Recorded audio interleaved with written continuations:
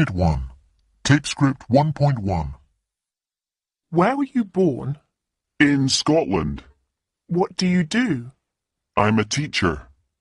Are you married? No, I'm not. Why are you learning English? Because I need it for my job. When did you start learning English? 2 years ago. How often do you have English classes? Twice a week. Tape Script 1.2. Anton Christoph from Toronto, Canada. Hi, I'm Anton. I come from Canada, but at the moment I'm living here in New York. I'm working as a bike messenger. I really like New York. It's the center of the universe, and it's very cosmopolitan. I have friends from all over the world. I earn about $100 a day in this job. That's good money. I'm saving money for my education. I was born in Toronto, but my parents are from Bulgaria. They moved to Canada 30 years ago. When they first arrived, they didn't speak any English. They worry about me. Last month I had a bad accident on my bike, but I'm fine now. Next September, I'm going back home to Toronto, and I'm going to study for a master's degree, and then I hope to get a good job. Tape Script 1.3. Rowena Lee from Melbourne, Australia. Hi, I'm Rowena. I'm Australian. I come from Melbourne, but now I live in North London with my husband David. He's English. David and I run an art gallery. It's a gallery for Australian Aboriginal art. I just love Aboriginal art. I love all the colours and shapes. I'm preparing a new exhibition at the moment. I came to England in 2006 as a student. My parents wanted me to study law, but I didn't like it. I hated it, in fact. I left the course after 3 months and got a job in an art gallery. That's where I met David. Then we had the idea of opening our own gallery just for Aboriginal art, because most English people don't know anything about it. That was in 2006, and we borrowed £25,000 from the bank to do it. We're lucky, because the gallery's really successful, and we paid the money back after just 5 years. I go back to Australia every year. I usually go in the English winter because it's summer in Australia. But I'm not going next year because, you see, I'm going to have a baby in December. It's my first, so I'm very excited. Tape Script 1.4. Questions about Rowena. 1. Where does she live? In North London. Who with? With her husband, David.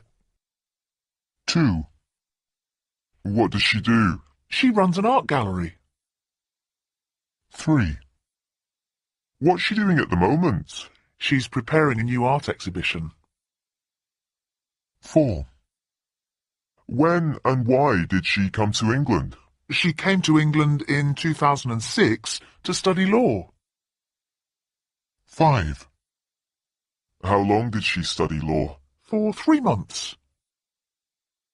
6. How much money did she borrow from the bank? £25,000. 7. How many children does she have? She doesn't have any at the moment. 8. Why is she excited? Because she's going to have a baby.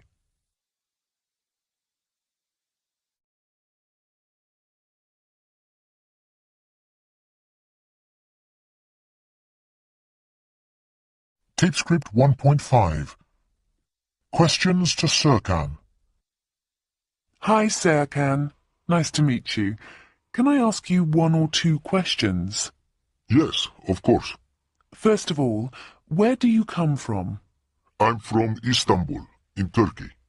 And why are you here in England? Well, I'm here mainly because I want to improve my English. How much English did you know before you came? Not a lot. I studied English at school, but I didn't learn much. Now I'm studying in a language school here. Oh, which school? The Shakespeare School of English. A good name. Your English is very good now. Who's your teacher? Thank you very much. My teacher's called David. He's great.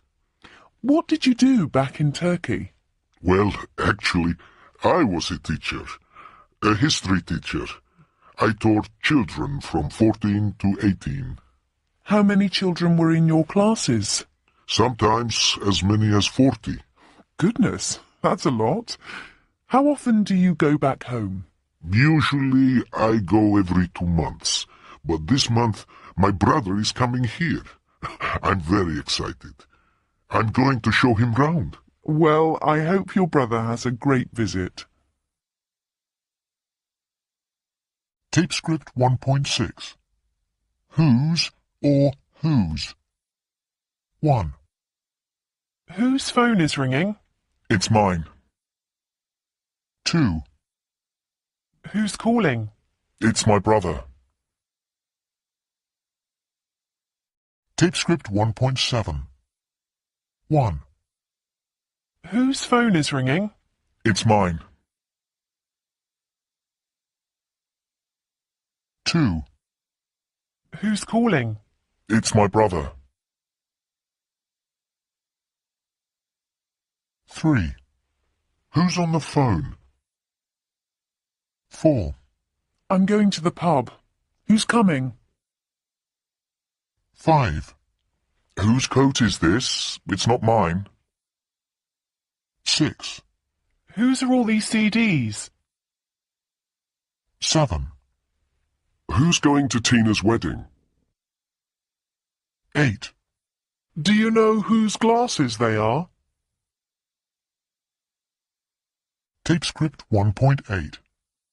Questions about you. 1. What do you like doing in your free time? 2. Do you like listening to music? 3. What kind of music do you like? 4. What did you do last weekend? 5. What are you doing tonight? 6. What are you going to do after this lesson? 7. How many languages does your teacher speak? 8. What's your teacher wearing today? Tape script 1.9. Listen and compare. What do you like doing in your free time? I like being with my friends. We go to each other's houses and chat. Do you like listening to music? Yes, of course. I have an iPod. What kind of music do you like? I like all kinds. Rock, jazz, pop. But the thing I like best is listening to my dad's old Beatles albums. What did you do last weekend? It was my mum's birthday, so we all cooked a special meal for her. What are you doing tonight? Nothing much. I want to get an early night before the weekend. What are you going to do after this lesson? I have a bit of shopping to do. Then I'm going home. How many languages does your teacher speak? Only English. She says she's going to learn Italian next year. What's your teacher wearing today? A very pink jumper and red trousers. Not a great look.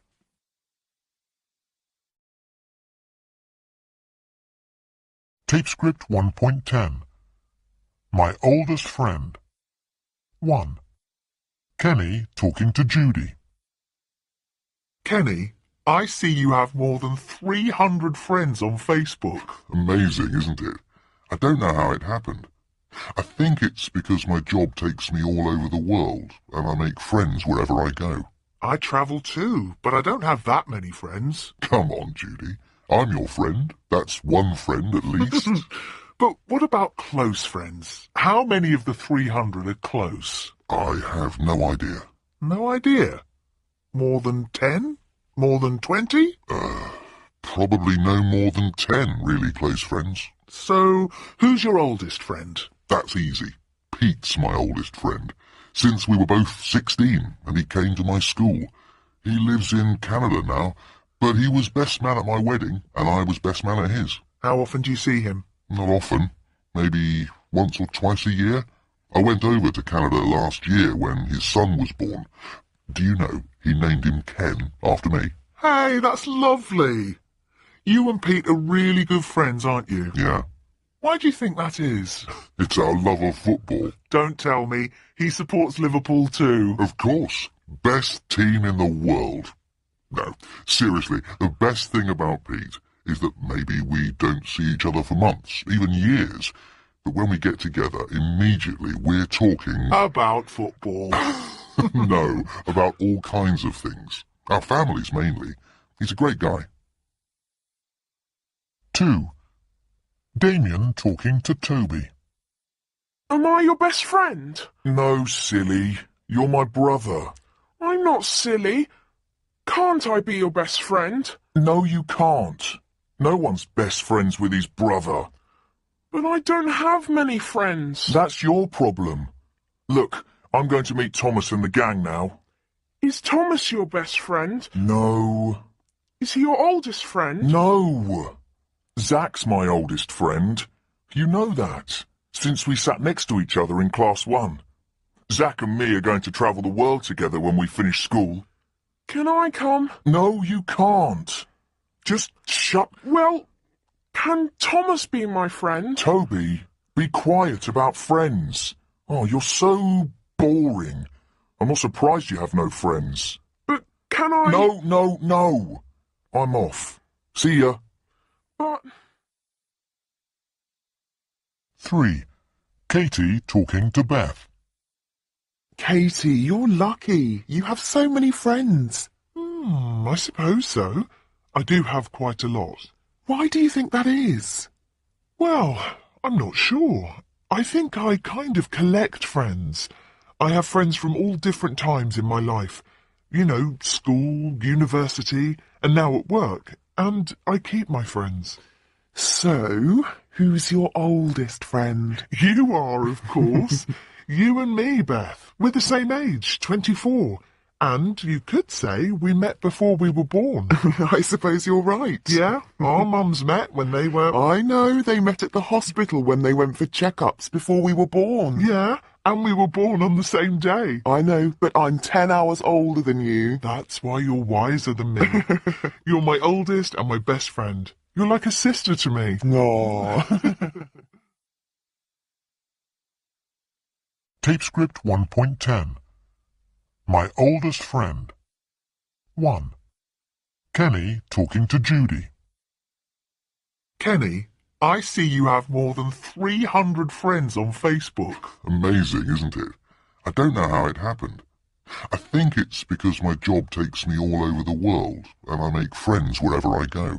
I travel too, but I don't have that many friends. Come on, Judy. I'm your friend. That's one friend at least. But what about close friends? How many of the 300 are close? I have no idea. No idea? More than 10? More than 20?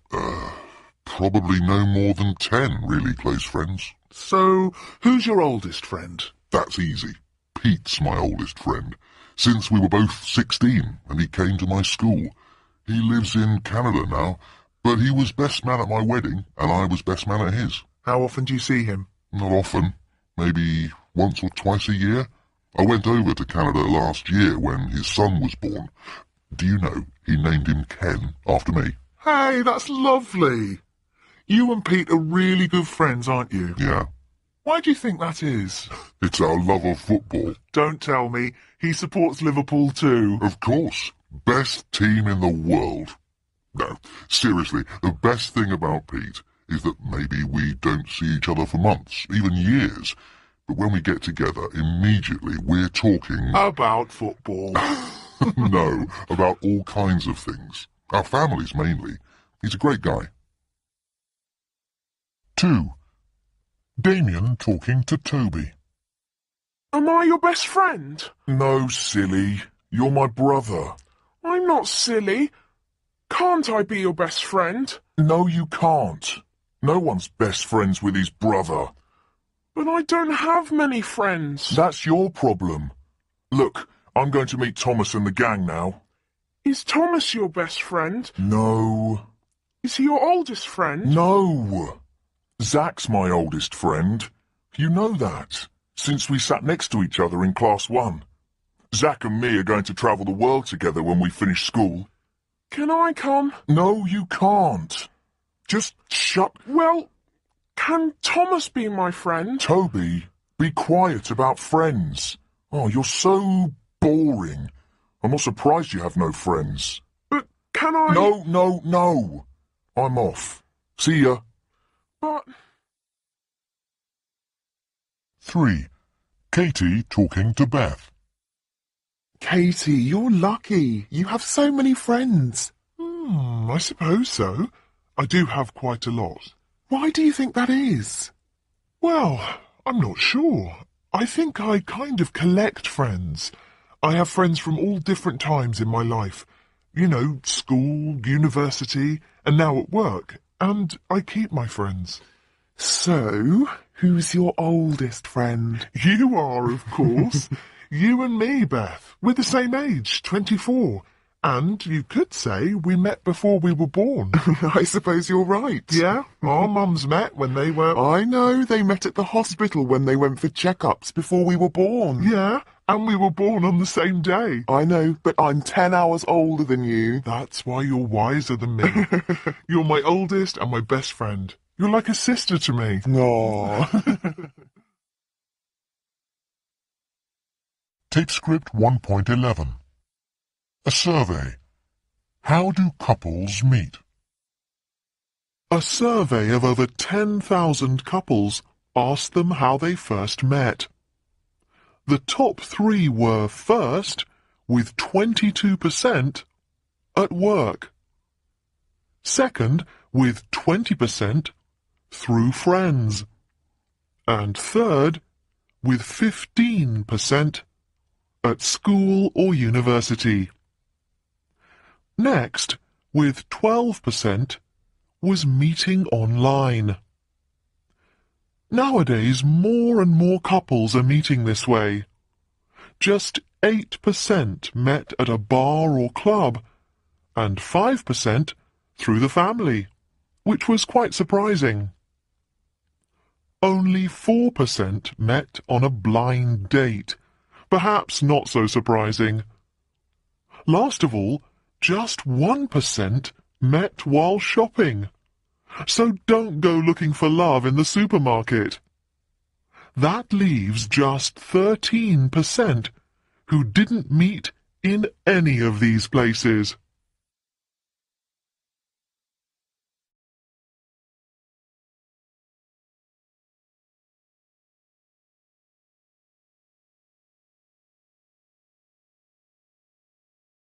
Tape script 1.12. What happened next? Dominic. I sent Sally a text a couple of days after the date. She played it cool and didn't reply for 2 days. We met up a week later, went for a walk, and then to the cinema. We're still seeing each other. She's helping me train for the marathon, which is next month. She's going to come and watch me. Also, she came to the theatre to watch my play, and she said she liked it. I'm going to meet her parents next weekend. I'm a bit worried about that, but I enjoy being with her a lot. Sally. When Dom texted, I knew I wanted to answer, but I made him wait.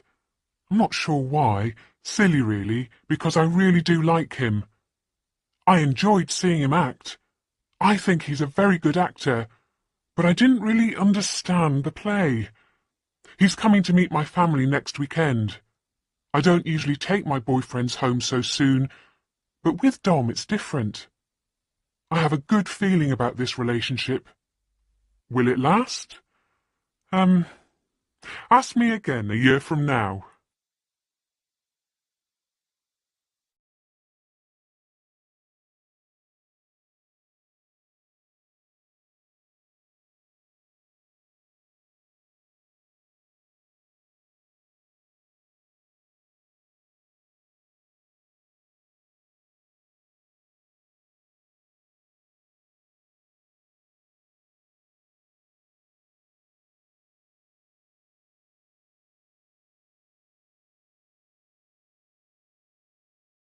Tape script 1.13.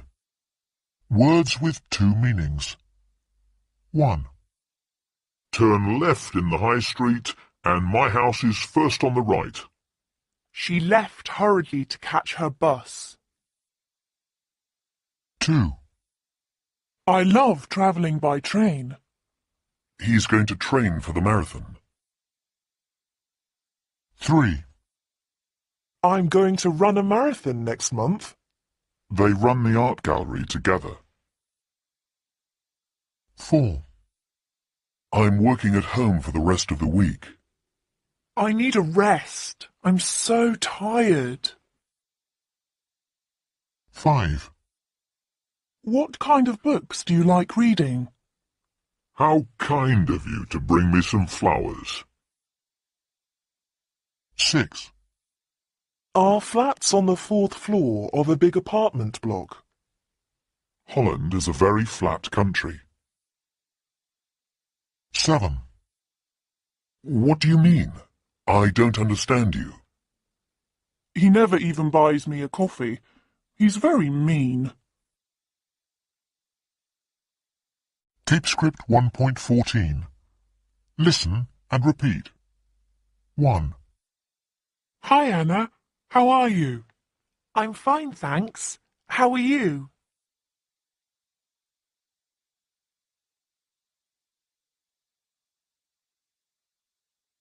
2. Thank you so much. My pleasure.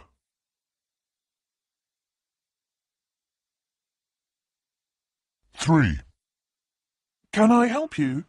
No, thank you. I'm just looking.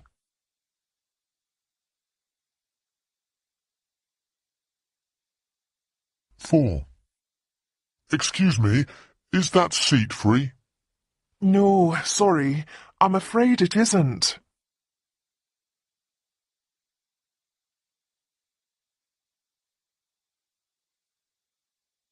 Tape script 1.15.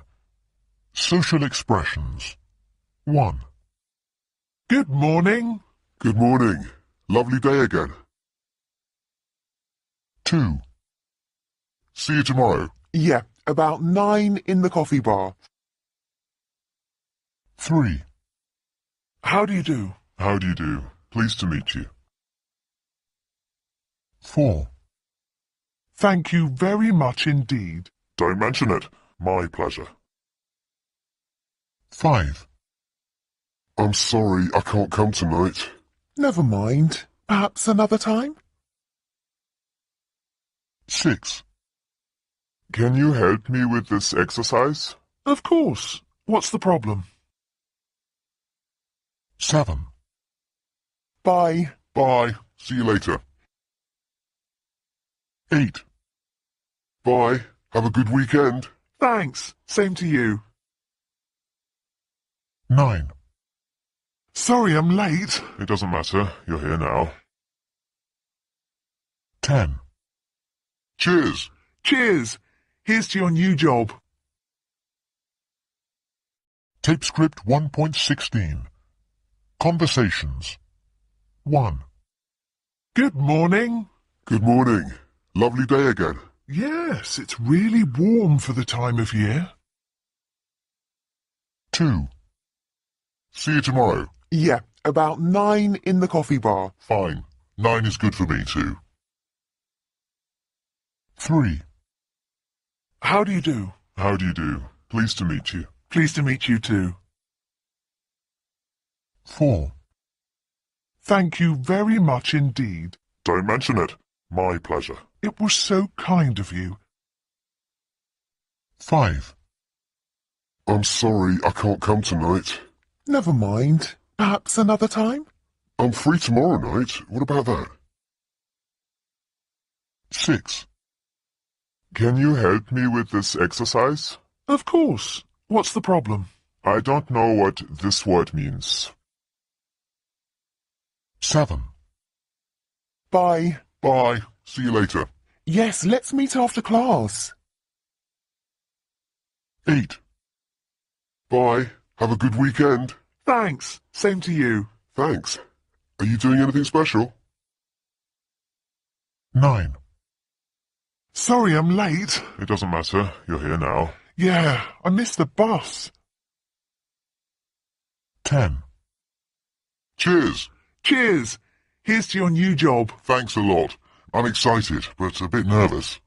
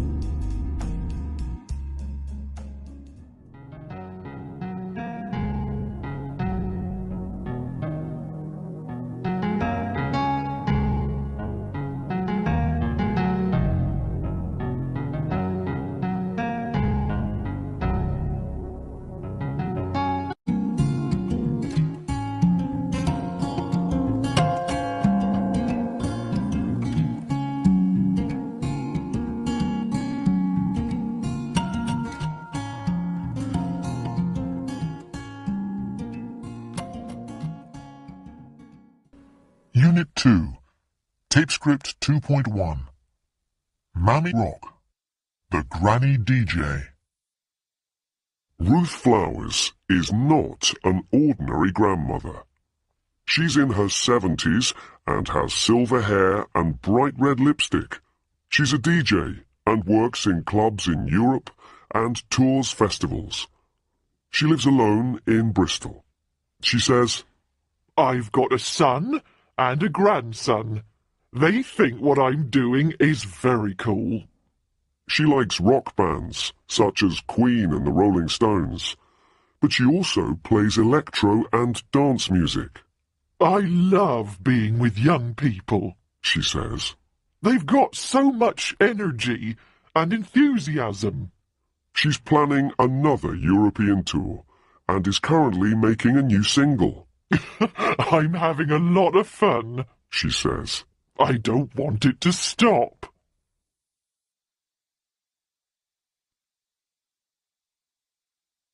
Tape Script 2.2. The Super Jam Millionaire. Fraser Doherty is an extraordinary young man.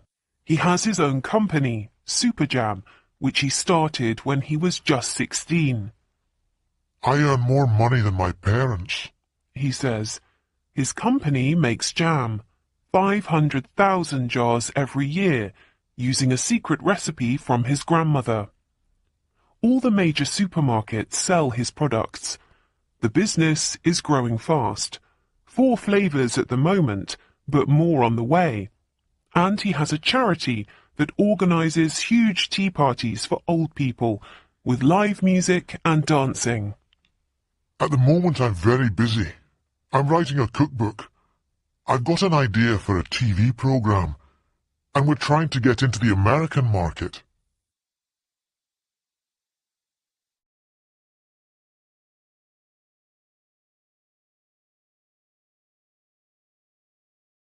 Tape script 2.3. Ruth Flowers. What does Ruth do? She's a DJ. Where does she work? She works in clubs in Europe. How many children does she have? She has 1 son, and she also has a grandson. What sort of music does she like? She likes Queen and the Rolling Stones, and she also likes electro and dance music. Why does she like young people so much? Because they're so energetic and enthusiastic. What's she doing at the moment? She's planning another European tour, and she's making a new single. Fraser Doherty. What does Fraser do? He has his own company that makes jam. How much does he earn? He earns more than his parents. How many jars of jam does he make every year? He makes 500,000 jars a year. Whose recipe does he use? His grandmother's. It's a secret recipe. What's he writing? He's writing a cookbook. What's he trying to do? He's trying to get into the American market. Tape script 2.4. An interview with Ruth. Do you like being famous? Oh, don't be silly. I'm not really famous. I'm just an old lady who's having fun. But it is unusual for someone your age, if you don't mind me saying, to be DJing in clubs for young people. Well, I just like the music. And I don't want to be an old woman in an old people's home, watching television all day long and going to church once a week. Why do you do it? I DJ because the energy is fantastic. Because I love to see young people enjoying themselves. Because it makes me happy. Does your family agree with you? My family thinks it's great. Some of my friends say that it's not right for a woman my age to be wearing these clothes and staying out all night. And what do you say to them? I say it's none of their business. It doesn't matter how old you are. If you want to do something, you can. Tape script 2.5. An interview with Fraser. Do you like being a businessman? Oh yes, I love it. I like the planning, the marketing, the selling. I like meeting people and talking about my business and everything about it. It seems to me you really love what you're doing. It's true, I do. Do you have any free time? A bit, but not a lot. What do you do in your free time? I go out with my friends. I go to clubs. I love walking. Have you got a girlfriend? Well, that's none of your business. Sorry. Who do you live with? I live with a group of friends in a flat in Edinburgh. It's not far from my parents' house.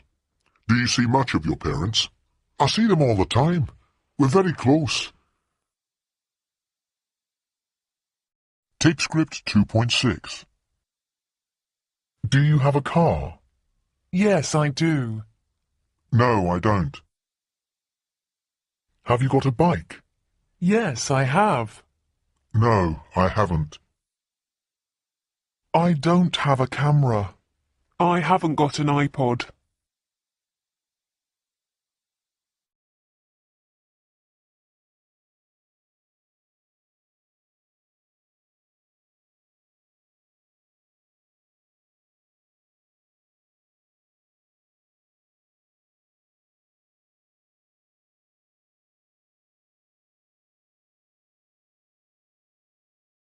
Tape script 2.7. Things I like doing. Play games on my PlayStation. Go out with my friends. Download music and films. Send emails and texts. Shop for clothes online. Have a lie-in. Relax in front of the TV. Meet friends for a drink. Listen to music. Go out for a meal. Get a takeaway pizza. Do nothing. Read magazines. Chat to friends online. Go to the gym. Watch a football match live on TV.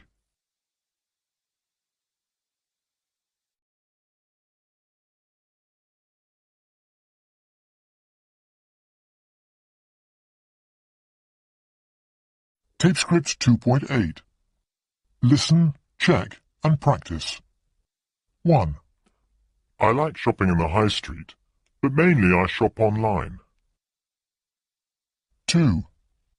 When I hear a band I like, I download their music from the internet. 3. I listen to music on my iPod when I go jogging. 4. I spend hours chatting to friends online, even though I'm with them all day at school. 5. Sometimes I like to chill out at home and do nothing. 6. I'm always so tired after work, I just want to relax in front of the TV. 7. On Saturdays I have a lie-in and don't get up till midday. 8. Do you want to cook tonight, or shall we get a takeaway pizza? 9. It's Pete's birthday tonight, so we're going out for a meal. Indian, I think. 10. I like keeping fit. I go to the gym 3 times a week.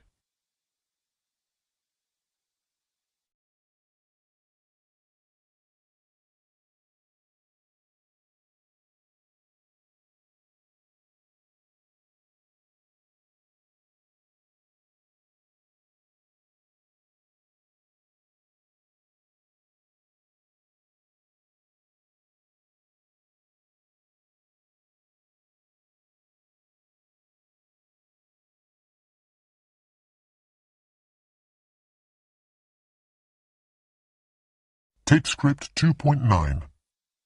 Money. The best things in life are free, but you can give them to the birds and bees. I want money. That's what I want. That's what I want. That's what I want.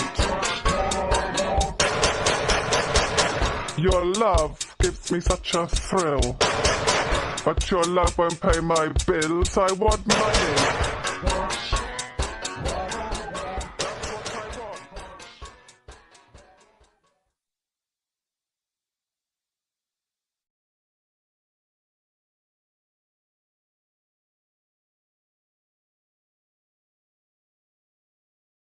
Tape script 2.10. 2 neighbours. Mrs. Crumble. I have the flat above that young man. I think his name is Alfie Smith, because I see the postman delivering his letters. He never says hello. He hasn't got a job. Well, he doesn't go out to work at 8 in the morning, and that's for sure. He doesn't get up till the afternoon, and he wears jeans and a T-shirt all the time. He never looks smart. He certainly never wears a suit. Goodness knows where he gets his money from. It's funny. I never hear him in the evening. I've no idea what he does in the evening. There are people coming and going in and out of his flat all day long. I have no idea how many people are staying. 4? 5? Have none of them got jobs? He's got a girlfriend. She's very pretty. Blonde hair. Dyed. She's living with him. I know a lot of young people live together these days, but I don't like it. Living together and not married. It's not right. He always makes such a noise. Listen, there he is now. Music. He's listening to music. Why can't he turn it down? It's so loud. Young people these days have no manners. They live in their own world and they just don't care about other people. They don't even notice old people like me. He probably doesn't know who I am. Tape script 2.11. Two neighbours. Alfie. I've got this new flat. It's so nice. I really love it. I'm having such a good time. The only thing is, it's below an old lady, and that's a bit difficult. Her name's Mrs. Crumble. I always say hello when I see her. How are you, Mrs. Crumble? Nice day, Mrs. Crumble, and all that. But she never replies. She just looks at me. I think she's deaf. She probably thinks I'm unemployed because I don't go out to work in the morning and I don't wear a suit. I think I wear really cool clothes. Well, I'm a musician. I play the saxophone, and at the moment I'm playing in a jazz club. I don't start till 8 at night, and I don't finish till 2 in the morning, so I sleep from 3 till 11. There's only me living here, but my flat's a bit busy at the moment because some of the other guys in the band are using it to keep their instruments in, so they're always coming in and out. I've got a lovely girlfriend. She's the singer in the band. She's so beautiful.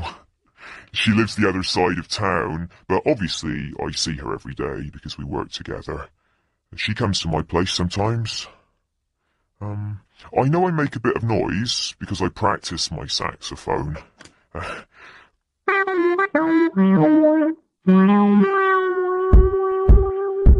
See what I mean? What can I do? I have to practice somewhere. I know that old Mrs. Crumble is always watching me. It's sad because she has nothing to do. I feel sorry for her. And I'm always really kind to her like I am to my own grandmother, but she's so suspicious of young people. She thinks we're all no good and take drugs. It's just not true. I work really hard. Tape script 2.12. Making conversation. 1. John and Maria.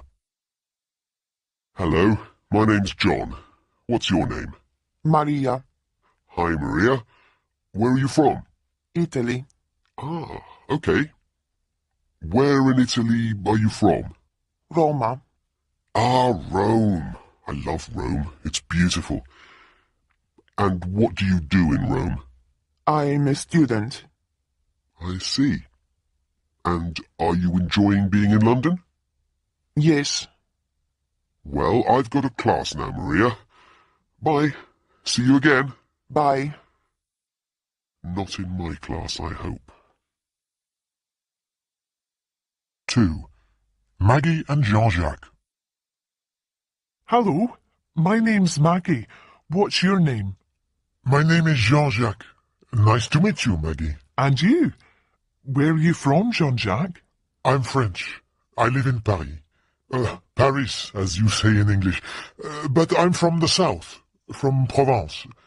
Do you know the south of France? Yes, I do. It's beautiful. It's true, it is.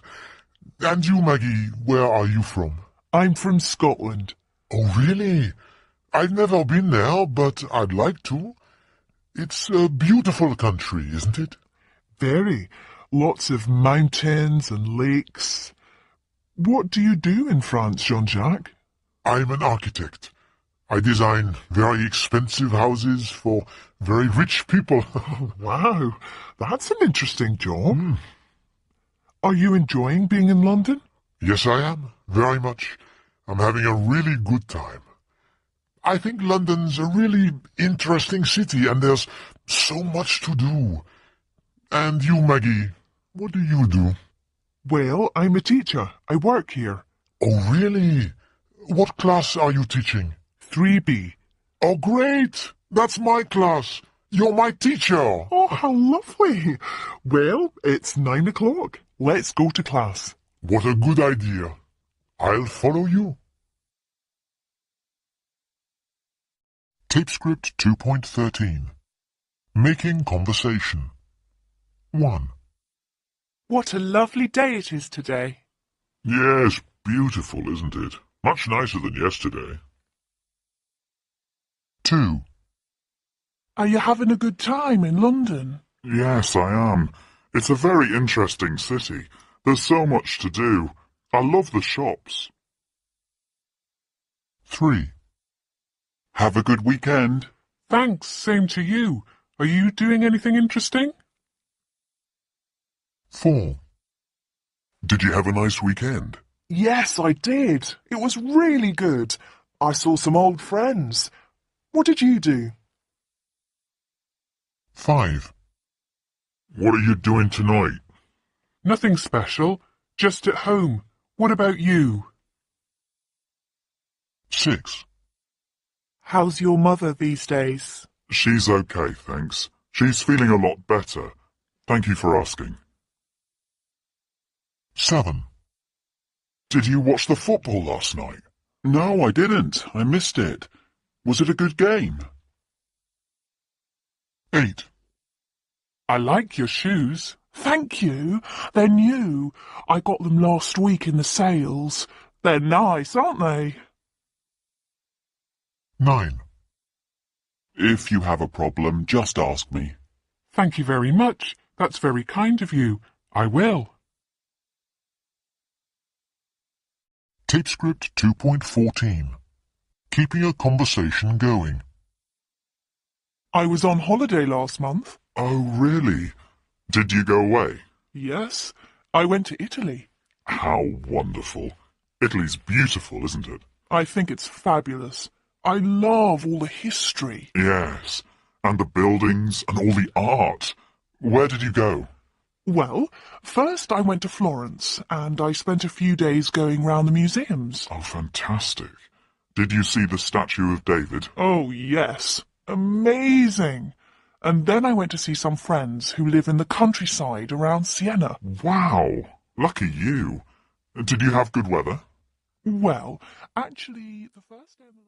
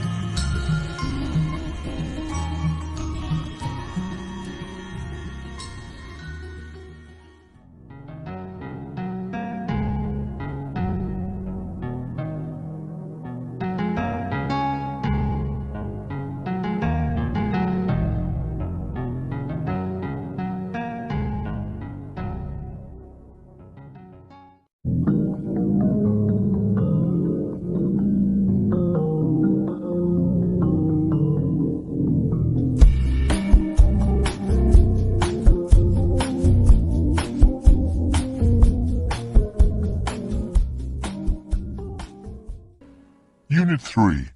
Tape script 3.1. Walking the Amazon. A Amazing journey ends after 6,000 miles. Ed Stafford became the first man in history to walk the length of the Amazon River from the source to the sea. He walked for 860 days. The journey began in April 2008 when Ed left the town of Camaná on the Pacific coast of Peru. It ended in August 2010 when he arrived in Maruda on the Atlantic coast of Brazil. He went through 3 countries, Peru, Colombia, and Brazil. The journey took nearly 2.5 years. "I did it for the adventure," says Ed. Tapescript 3.2 Questions and Answers 1. How far did Ed walk? He walked 6,000 miles. 2. When did the journey begin? It began in April 2008. 3. Where did the journey end? It ended in Maruda, on the Atlantic coast of Brazil. 4. Which countries did he go through? He went through Peru, Colombia, and Brazil. 5. How long did the journey take? It took nearly 2.5 years. 6. Why did he do it? He did it for the adventure.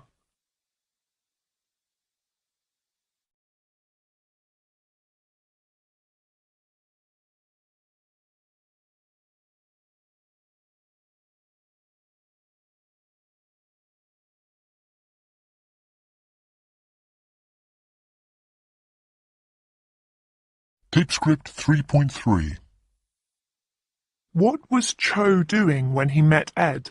He was working in the forest. Where were they walking when they saw the tribe? They were walking in a very dangerous part of the forest. Why did the tribe think Ed was crazy? Because he was walking the Amazon for an adventure. Tapescript 3.4 Ed's blog. The 12th of July, the day I nearly died. Today I was walking next to the river when I nearly stood on a snake. I stopped immediately. The snake's fangs were going in and out. I was terrified. I didn't move. 1 bite and you're dead in 3 hours. The 10th of September. Knives and guns. Early this morning, we were crossing the river by boat when we saw 5 canoes. The tribesmen were carrying knives and guns. They were angry because we didn't have permission to be on their land. We left as fast as we could. The 24th of November. The jungle at night. I was lying in my hammock last night trying to sleep, but it was impossible because the noise of the jungle was so loud. Monkeys were screaming in the trees, and millions of mosquitoes were buzzing round my head. I took a sleeping pill and finally fell asleep at 3 a.m. Tapescript 3.5 Pronunciation D T Id D Stayed. Played. Phoned. Answered. Stopped. Worked. Laughed. Looked. Id Decided. Studied. Wanted. Mended. Tapescript 3.6 Pronunciation We stayed in a hotel. They played on the beach. She phoned a friend. I answered all the questions. They stopped at lunchtime. I worked in a bank. We laughed and laughed. I looked at the photo. We decided immediately. I studied at university. She wanted a cup of tea. I mended it. Tape script 3.7. I was having dinner. What was she wearing? They were playing football. Where were you going? He wasn't listening. They weren't enjoying the party.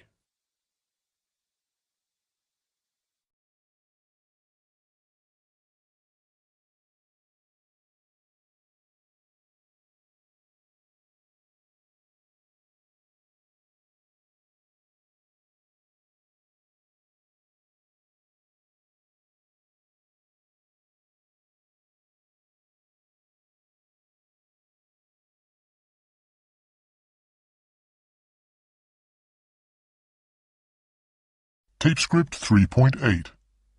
The news. Here are the news headlines. A car bomb in Moscow kills 3 people. Thieves steal paintings worth $80 million from a New York museum. A national strike in France brings the country to a stop. The 71-year-old actor James Robertson dies at his home in California. And in the European Cup, Arsenal beat Real Madrid.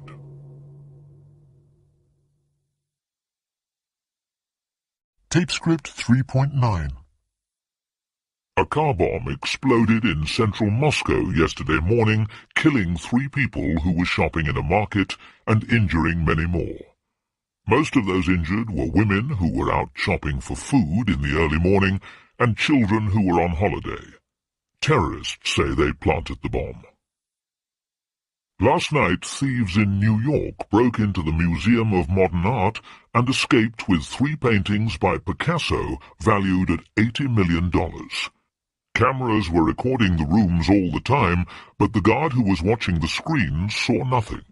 Museum officials didn't discover the theft until the next morning. A national strike in France yesterday brought the country to a complete stop.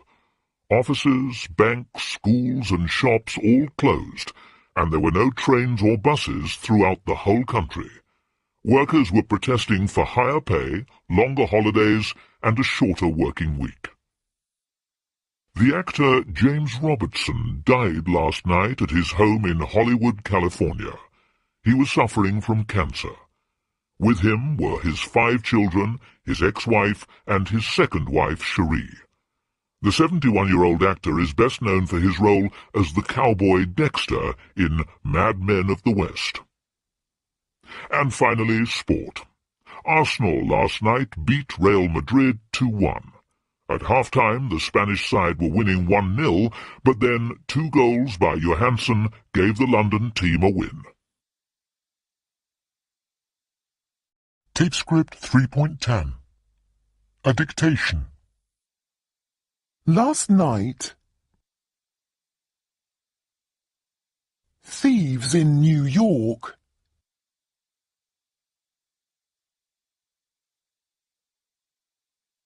broke into the Museum of Modern Art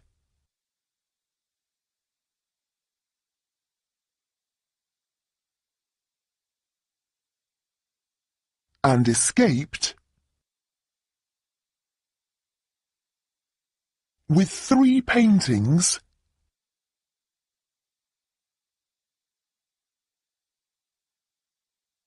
by Picasso,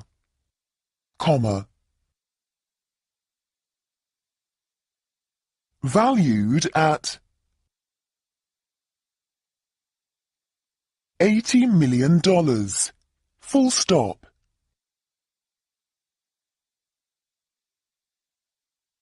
Cameras were recording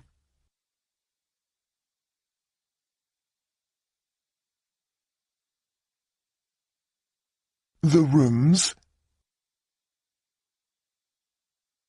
all the time,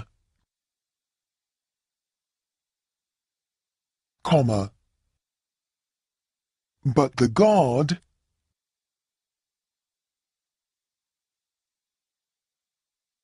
who was watching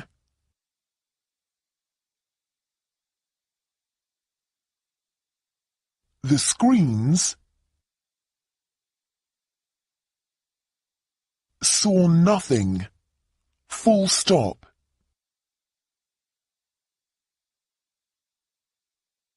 Museum officials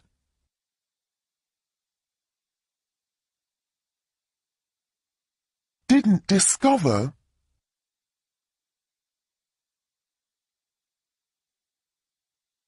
the theft until the next morning. Full stop.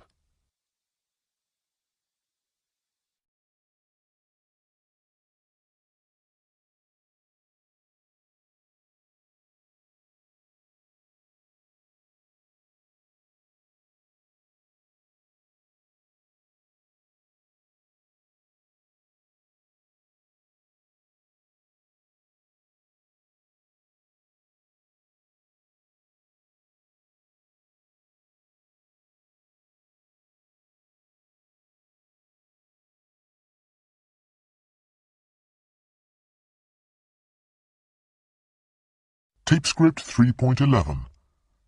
Adverbs. 1.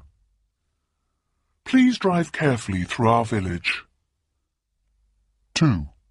Romeo loved Juliet passionately. 3.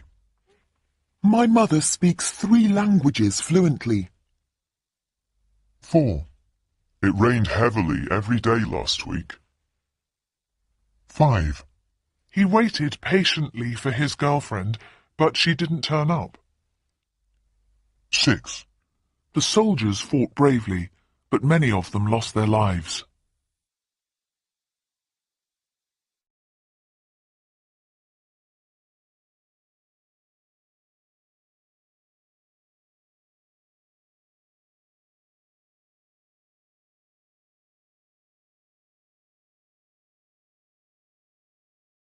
Tape script 3.12. 1. My grandma is nearly 75, and she still goes swimming regularly. 2. Do you really love me? Of course I do. I'll always love you.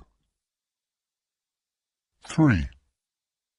I was just relaxing with a really good book when someone knocked loudly on the door. 4. My sister is only 3, but she can already read, and she can write too. 5. First, break the eggs into a bowl with some milk and butter. Then heat it gently.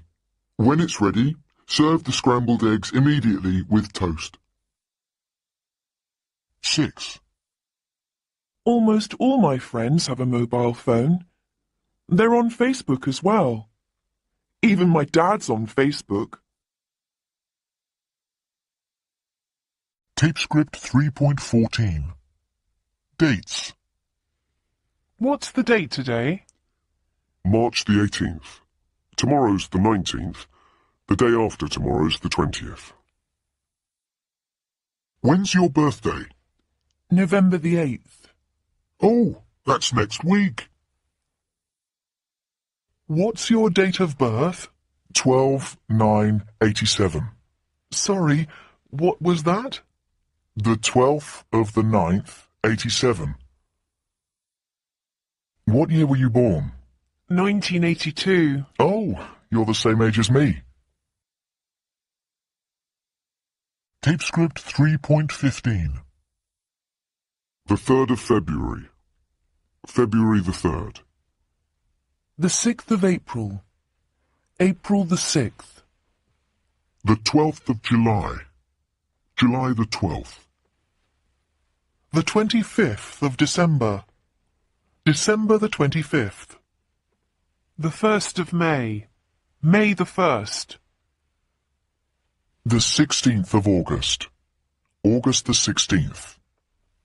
The 13th of January. January the 13th. The 31st of October. October the 31st.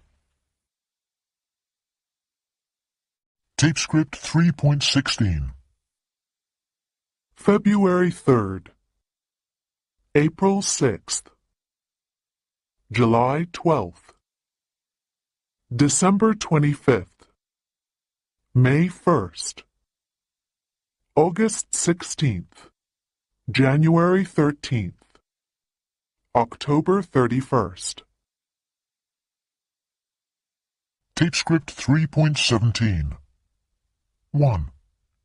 When did man first land on the moon? On July the 20th, 1969. 2. When's your wedding anniversary? November the 8th. 3. When did the Berlin Wall come down? The 9th of November, 1989. 4. When was your son born? July the 21st, 2010. 5. What's the expiry date on your credit card? 0618.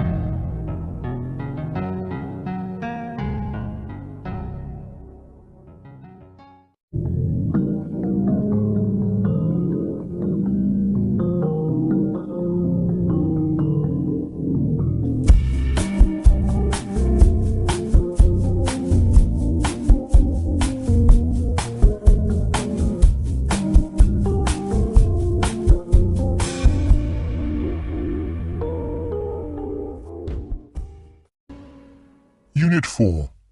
Tape script 4.1. Questions about the diet. 1. Today, we are talking to a couple who are following the calorie restriction diet. So, my first question is, do you eat any meat? No, we don't eat any meat at all, but we eat some fish. 2. How much fish do you eat? We eat a little white fish, but we love shellfish, so we eat a lot of prawns. 3. Do you eat much fruit? Oh yes, we eat a lot of fresh fruit, apples and grapes, well, everything. 4. And do you eat many vegetables? Yes, of course. We eat lots of raw vegetables. 5. Don't you cook any vegetables at all? We cook some. Sometimes we steam a few carrots and a little broccoli. 6. And what do you drink? Well, we don't drink any tea or coffee, and naturally there's no alcohol in our diet, but we do drink a lot of orange juice. 7. How many calories do you have every day? About 1,500. That's about 1,000 fewer than most people.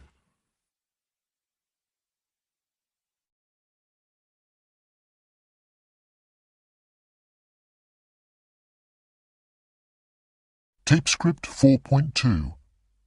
Following the diet. Tell us some more about the diet. Well, I think we have a good diet. We enjoy the food we do eat. For breakfast, we have cereal, homemade cereal. We make it ourselves. We have it with fruit. We eat all fruit. But we don't eat any dairy products. No milk, no cheese, and we don't eat bread, so we don't need butter. We use olive oil instead. We often have it on salad for lunch, with tomatoes and lots of nuts, and sometimes green peppers stuffed with rice. So you eat rice. What about pasta and potatoes? Oh, no, not at all. We don't eat anything made from potatoes. No crisps or chips then.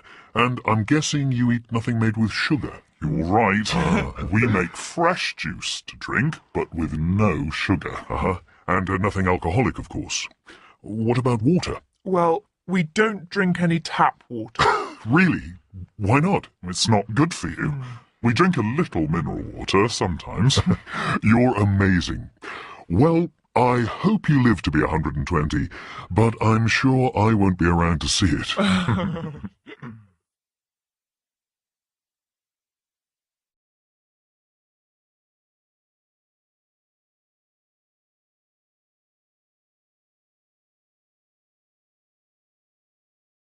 Tape script 4.3. Something, someone, somewhere. 1. Did you meet anyone nice at the party? Yes, I met somebody who knows you. Oh? Who was that? Your ex-boyfriend. 2. Ouch! There's something in my eye. Let me look. No, I can't see anything. But I can feel it. Somewhere in the corner of my eye. 3. Let's go somewhere hot for our holidays. But we can't go anywhere that's too expensive. I know, but we can afford this package holiday to Turkey. 4. Where are my glasses? I can't find them anywhere. What are they on the top of your head? My glasses. Thank you. 5. It was a great party. Everybody loved it. They did. Nobody wanted to go home. I know. A few people were still dancing at 3 a.m. 6. Did you get anything nice in the sales? No, nothing. I couldn't find anything I liked. Why not try shopping online? You can buy everything online these days. Tape script 4.4. What's the missing word? Do you know famous? The fridge is empty. There's to eat. The lights are off. There's at home. Pete's a great bloke. Likes him. We always go nice to eat. I can't go to the party. I haven't got nice to wear. Has seen my keys? I can't find my keys.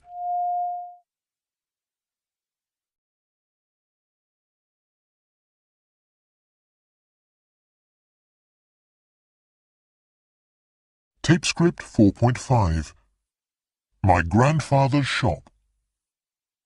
My grandfather lived until he was 101 years old. He was a shopkeeper. He had a fish and chip shop in an old village near a big industrial town in the north of England. He had a son and a daughter. The daughter is my mother. The family lived above the shop. In those days, fish and chips was the most popular dish in the whole country. My grandfather made the best fish and chips in the area. People came to the village by bus, especially to get them. Everybody loved my grandfather because he was such a happy and contented man. He worked hard. But once a week, he closed the shop and went to have lunch, not fish and chips, with friends in the local pub. He didn't retire until he was 78 years old. He said that the secret to a long life was a glass of whiskey before going to bed and lots of fish and chips.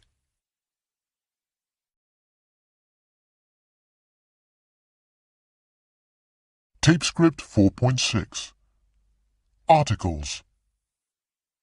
My grandfather was a shopkeeper.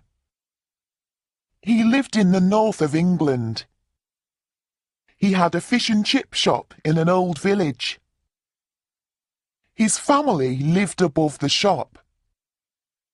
He made the best fish and chips in the area. Some people came by bus to the shop. He closed the shop once a week. He went to have lunch with friends. He liked to have a little whiskey before bed.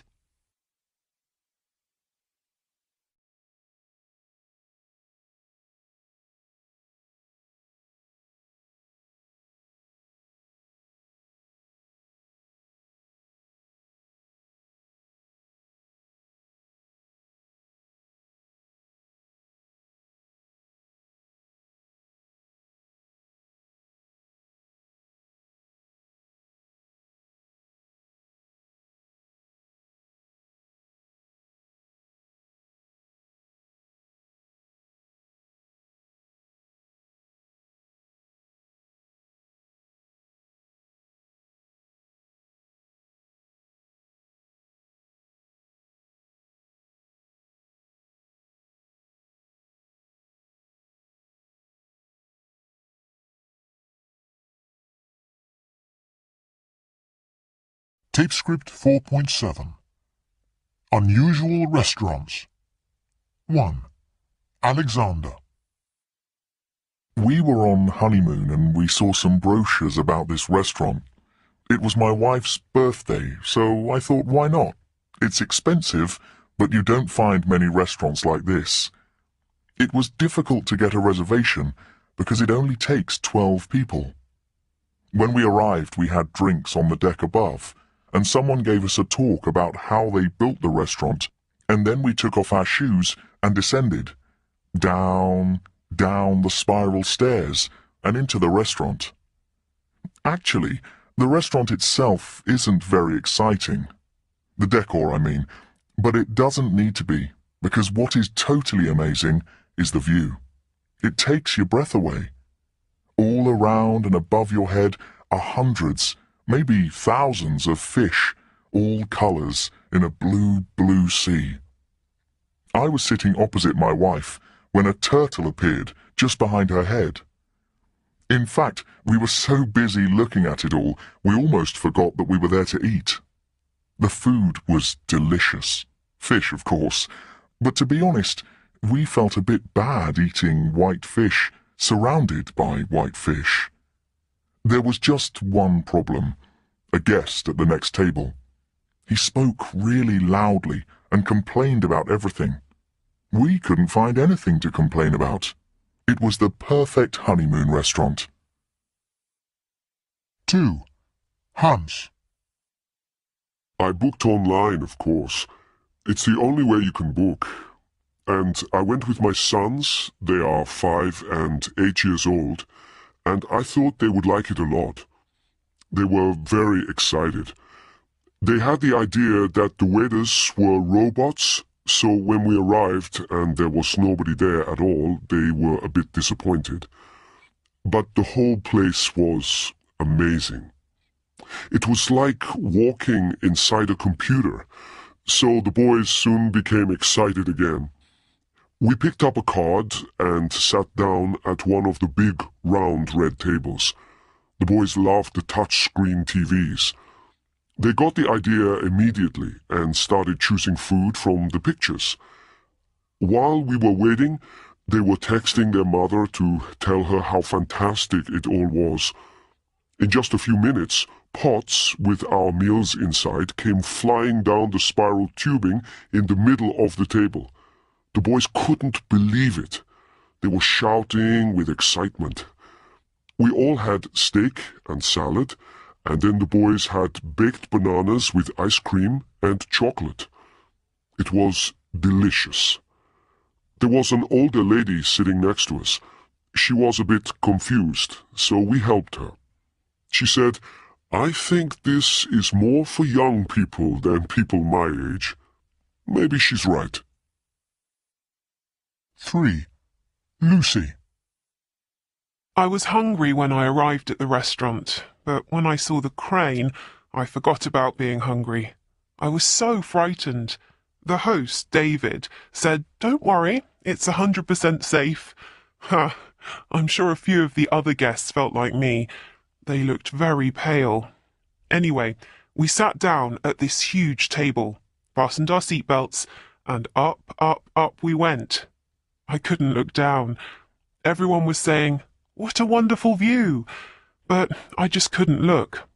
Then one of the waiters put a glass of wine in my hand, and I opened my eyes, and the view was amazing. People were waving to us from the ground. They probably thought we were mad. The weather was perfect, thank goodness, just a little breeze. I began to enjoy it. The other guests were all great fun. I didn't know anyone at the start, but I soon made some friends, and the food was good too, especially the prawns. The chef cooked them in front of us on a tiny cooker. But best of all was at the end, when everybody learnt my name, they started singing "Lucy in the Sky with Diamonds." No diamonds, but I was certainly in the sky. I was quite sorry when we came down to earth again. Tape script 4.8. A piece of paper. A loaf of bread. A bottle of beer. A can of Coke. A kilo of apples. A litre of petrol. A packet of chewing gum. A pair of jeans. A slice of cake. A bunch of bananas. Tape script 4.9. Going shopping. 1. Just this copy of the Times, please. That's £1 exactly. Sorry, I only have a £20 note. No problem. I've got change. Thanks. Oh, and can I have a packet of chewing gum as well? OK, that's £1.79 now, please. 2. Excuse me, how much is this pair of socks? They're £4.60 a pair. OK, can I have 2 pairs, please? Have you got any in blue? I'm afraid they only come in grey and black. Never mind. A black and a grey pair, please. That's £9.20 altogether. How would you like to pay? 3. Good morning. Can we have 2 double espressos and a latte, please? What size latte? Just medium, please. Oh, and 3 slices of chocolate cake. It looks delicious. I'm afraid there are only 2 slices left, but the carrot cake's good too. OK. And 1 slice of carrot cake, then? Certainly. That's £11.80.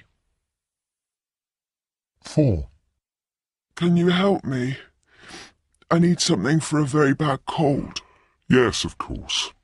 Are you allergic to aspirin? No, I'm not. OK. Take these 3 times a day. Thank you. Do you want a bottle or a pack? I don't mind. A bottle's fine. And can I have 2 packets of tissues as well, please? Sure. Anything else? No, that's all. How much is that? That's £5.40 altogether. 5. 5 cans of beer and 4 packets of crisps, please. How old are you? I'm 18. Well, you don't look 18. He is 18. And you look about 12. Have you got any ID? Not with me, I haven't. Then I can't sell you the beer. Oh. OK, just the packets of crisps then, and 2 cans of Coke. 6. Good morning. What can I get for you? 3... No, make that 4 slices of ham, please. Organic ham. OK. That's, 4 slices. Anything else? Yes, can I have that large piece of cheese? The cheddar? That's right. How much is that? £8.35. Oh. But you don't pay here. You pay at the checkout with your other goods. Oh, okay. And can you tell me where the fruit and veg are?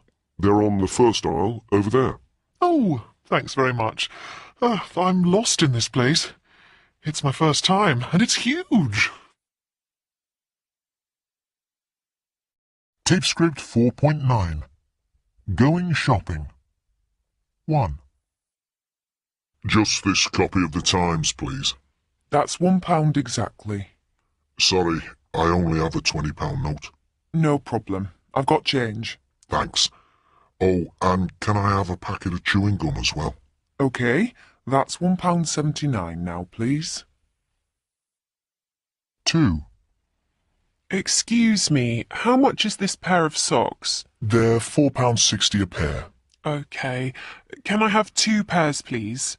Have you got any in blue? I'm afraid they only come in grey and black. Never mind. A black and a grey pair, please. That's £9.20 altogether. How would you like to pay? 3. Good morning. Can we have 2 double espressos and a latte, please? What size latte? Just medium, please. Oh, and 3 slices of chocolate cake. It looks delicious. I'm afraid there are only 2 slices left, but the carrot cake's good too. OK. And 1 slice of carrot cake, then? Certainly. That's £11.80. 4. Can you help me? I need something for a very bad cold. Yes, of course.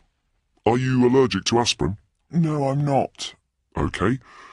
Take these 3 times a day. Thank you. Do you want a bottle or a pack? I don't mind. A bottle's fine. And can I have 2 packets of tissues as well, please? Sure. Anything else? No, that's all. How much is that? That's £5.40 altogether. 5. 5 cans of beer and 4 packets of crisps, please. How old are you? I'm 18. Well, you don't look 18. He is 18. And you look about 12. Have you got any ID? Not with me, I haven't. Then I can't sell you the beer. Oh.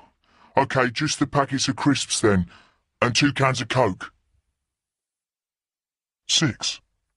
Good morning. What can I get for you? 3... No, make that 4 slices of ham, please. Organic ham. OK. That's, 4 slices. Anything else? Yes, can I have that large piece of cheese? The cheddar? That's right. How much is that? £8.35. Oh. But you don't pay here. You pay at the checkout with your other goods. Oh, OK. And can you tell me where the fruit and veg are? They're on the first aisle, over there. Oh, thanks very much. I'm lost in this place. It's my first time, and it's huge.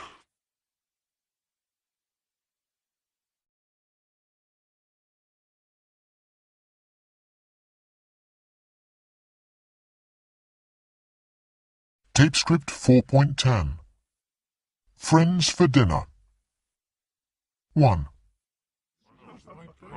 Would you like some more rice? No, thanks.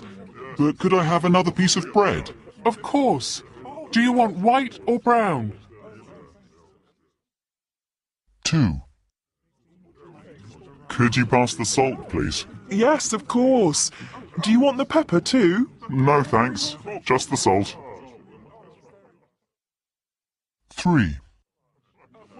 Can I have some water, please? Do you want still or sparkling? Just a glass of tap water is fine, thank you. 4. Please, just help yourselves to the dessert. We will. It looks fantastic. Did you make it yourself? I did. It's my grandmother's recipe. 5. Would anybody like some more ice cream? No, but I'd love some more fruit. Is there any left? There is a bit. It's all yours. 6. How would you like your coffee? Black, no sugar. Have you got any decaf? No, sorry. I'm afraid not, but we've got decaf tea.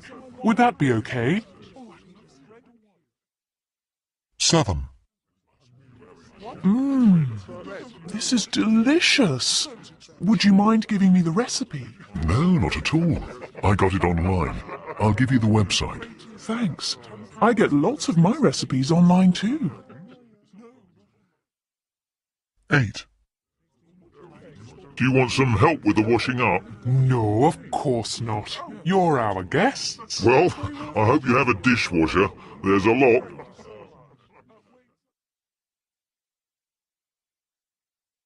Tape script 4.11.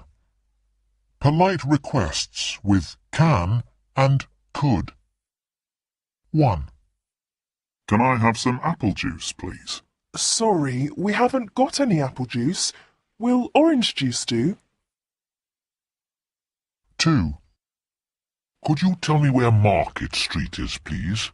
Sorry, I'm afraid I'm a stranger here myself. 3. Can I see the menu, please? Here you are. Today's specials are on the board over there. 4. Could I use your iPad for a few minutes, please? Eva's using it at the moment, but you can have it after her. 5. Could you lend me £20, please? I can lend you 10, but not 20. 6. Can you take me to school, please? Goodness, is that the time? We're going to be late. 7. Can you help me with my homework, please? Okay, but I'm not very good at maths. 8. Could you give me a lift to the station, please? Of course. What time's your train? Tape script 4.12. Polite requests with would you mind? Would you mind lending me £20? I'll pay you back tomorrow. No, not at all. Is 20 enough? Would you mind taking me to school, please? I missed the bus. Not again. That's the 3rd time this week. Would you mind helping me with my homework? I have no idea how to do it. I don't mind helping you, but I'm not doing it for you. Would you mind giving me a lift to the station? I've got a lot of heavy bags to carry. Not at all. Are you ready to go now?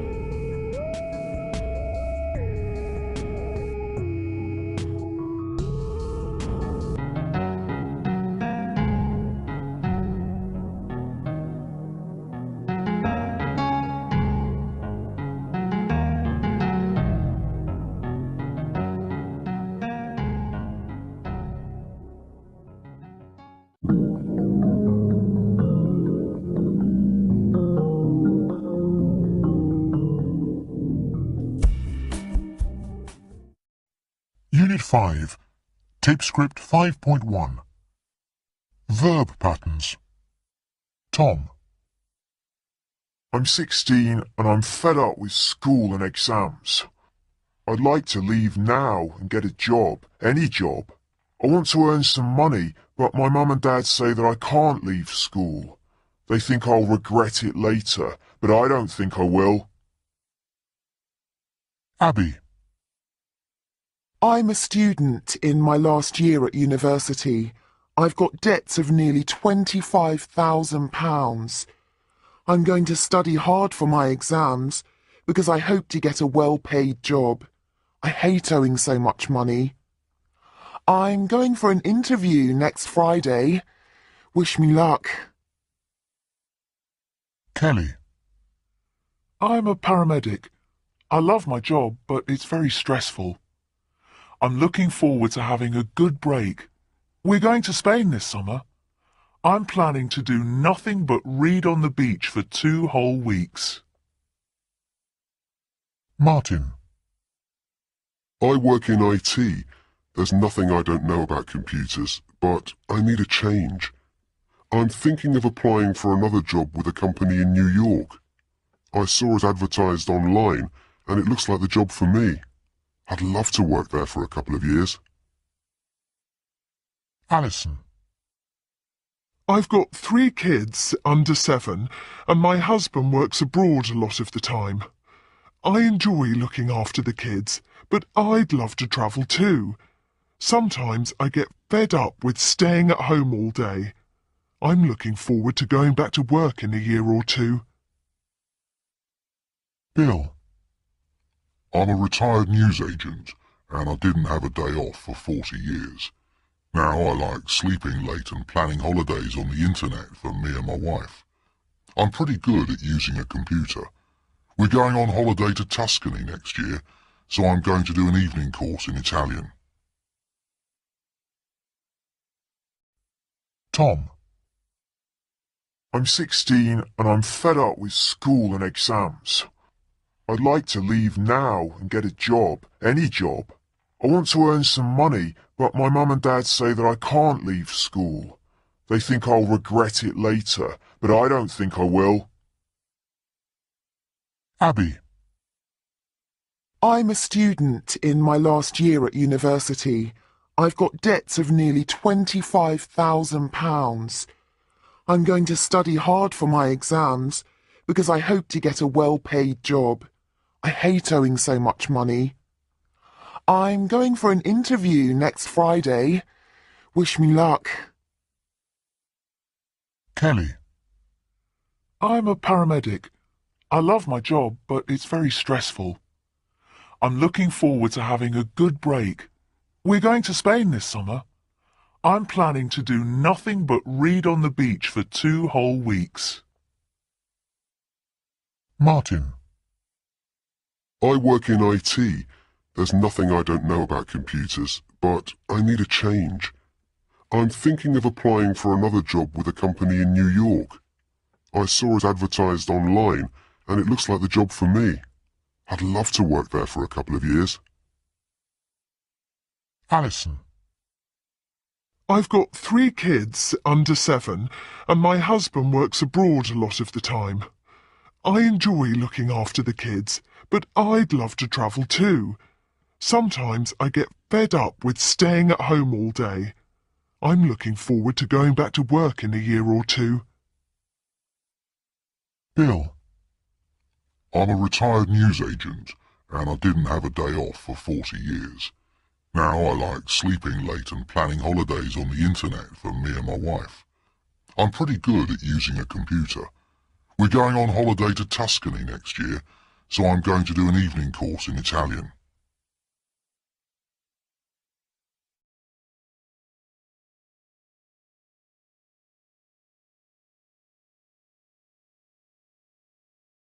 Tape script 5.2.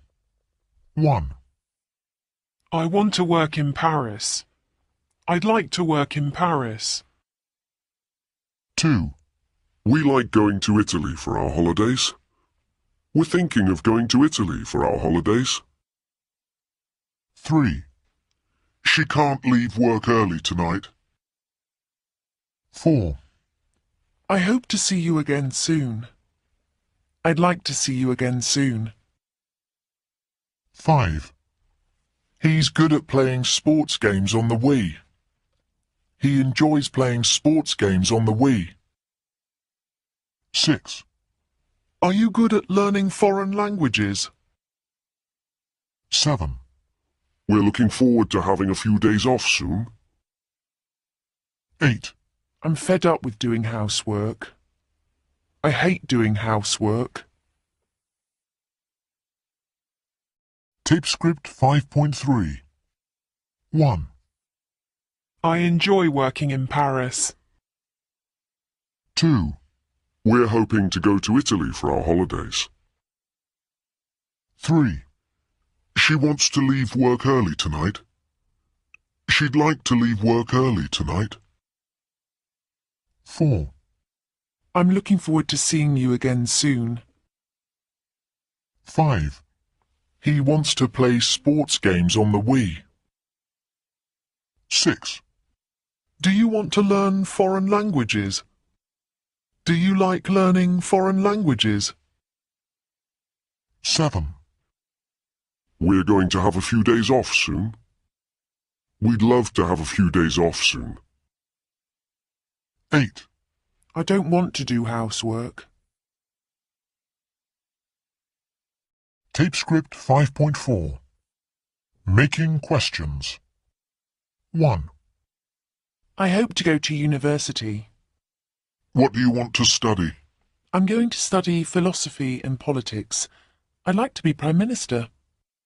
I think that's the worst job in the world. 2. One of my favourite hobbies is cooking.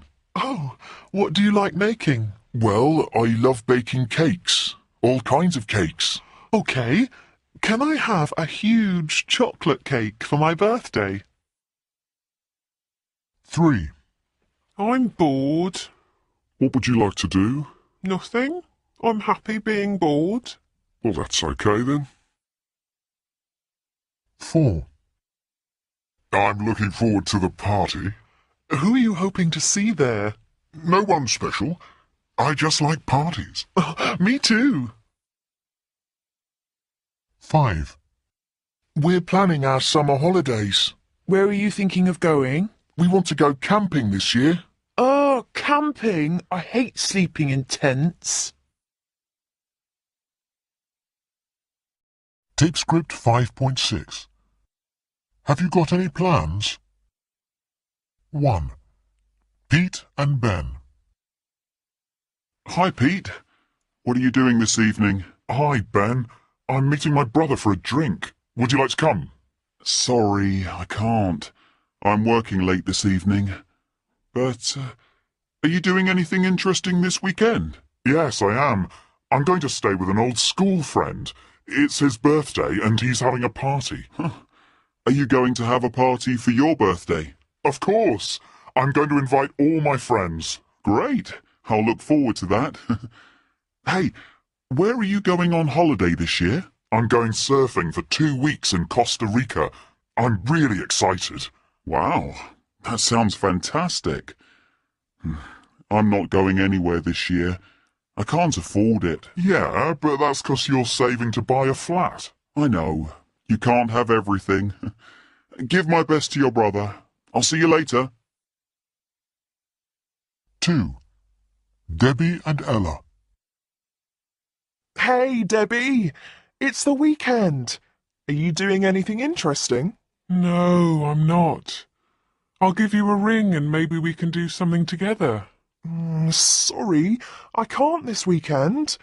I'm going on holiday on Saturday. Oh, lucky you.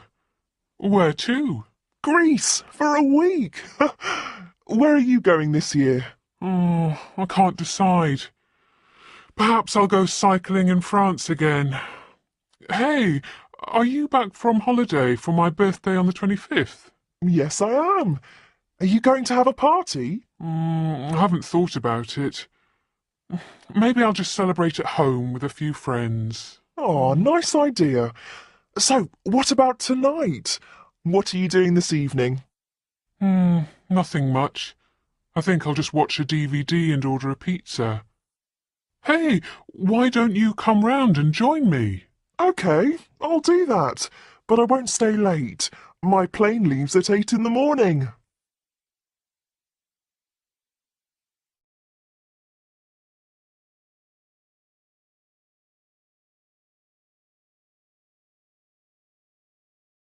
Tape script 5.7. Discussing grammar. 1. Have you decided which university to apply for? Oh, yes, I'm going to apply for Oxford. Good luck. That's difficult to get into. 2. I haven't got your mobile number. Really? I'll text it to you right now. Thanks. Do you have mine? Yes, I think so. 3. We don't have any fruit in the house. I'm going shopping this afternoon. I'll get some apples. Great. I'll give you the money for them. 4. My bag is really heavy. Give it to me. I'll carry it for you. Thanks. Oh, my goodness. What have you got in here? 5. Tony's back from holiday. Is he? I'll give him a ring. I'm seeing him this evening. Do you want to come? 6. What are we having for supper? I'm going to make spaghetti bolognese. Not again. We had that twice last week. Tape script 5.8. What can you say? 1. Why are you looking forward to the weekend? 2. I haven't got your brother's new address. 3. Mary says she hasn't seen you for months. 4. Why are you dressed in old clothes? 5. Congratulations! I hear you've got a new job. 6. Are you doing anything interesting after class? Tape script 5.9. What can you say? 1. Why are you looking forward to the weekend? Because I'm going to the theatre with friends. 2. I haven't got your brother's new address. Haven't you? I'll give it to you now. 3. Mary says she hasn't seen you for months. I know. I'll call her this evening. 4. Why are you dressed in old clothes? Because I'm going to help my dad in the garden. 5. Congratulations! I hear you've got a new job. Yes, I'm going to work in New York. 6. Are you doing anything interesting after class? No, I'm not. I'm just going home. Tape script 5.10. Will you, won't you? 1. I think you'll pass your driving test. You won't fail again. It's your 4th time. 2. I think my team will win. They won't lose this time. They've got a new manager. 3. I think it'll be warm today. You won't need your jumper. Just take a t-shirt. 4. I think I'll join a gym. I won't go on a diet. I like my food too much. 5. I think they'll get divorced. They won't stay together. They argue all the time. 6. I think I'll go by train. I won't fly. I hate flying. Tape script 5.11. The 20-somethings. Leo, aged 28. I had a real shock the other day. My little nephew, he's 6, said to me, "Uncle Leo, when you were a little boy, did they have telephones?" I couldn't believe it. I said, "Of course we had telephones. How old do you think I am?" Then he said, "But did you have mobile phones?" And I thought, did we? I can't remember life without mobile phones, but in fact, I think I was about 8 when my dad got one. "Yeah," I said, "when I was 8. "Aha," said my nephew, "I knew it. You are old." I didn't like hearing that. I'm 28, and I don't feel grown up at all. I have a great life, a good job, lots of friends. I go out with them most nights. I go to the gym every morning. I'm going to buy a flat by the river next year. Maybe when I'm in my 30s, I'll get married and start a family. Elsa, aged 26. I finished university and I started training to be a lawyer. I was earning good money, and in many ways I had a good life, but the more I studied law, the more I hated it. I was bored and miserable. So I decided to give it all up and go travelling. I was away for a year. I went to Australia, New Zealand, North and South America. It was fantastic, but then I arrived back home. I was now 24 and with no money, no job, and nowhere to live. I moved back with Mum and Dad. They're wonderful. They don't make me pay rent, but oh dear, it's like being a little girl again. At the moment, I'm working as a waitress, just to make a bit of money. And my dad keeps asking, "When are you going to find a real job?" And Mum says, "When I was your age, I was married with 2 children." Married with kids? I don't feel old enough for that. I've got a boyfriend, but we're not thinking of getting married. Maybe I'll train to be a teacher. Now that's a real job. Dan, aged 24. When I left home at 18, I thought that was it. Goodbye, Mum and Dad. Now, 6 years later, I'm back. My college days were great. I worked hard and played hard, but I left with huge debts, over £15,000. I thought, no problem, I'll just get a job and pay it back. I moved into a flat with some friends and I was lucky. I got a job pretty quickly. But I want to be a journalist, and the only way is to begin at the bottom. I'm a very junior reporter for a small local newspaper. I love working there, but I only earn £16,000 a year.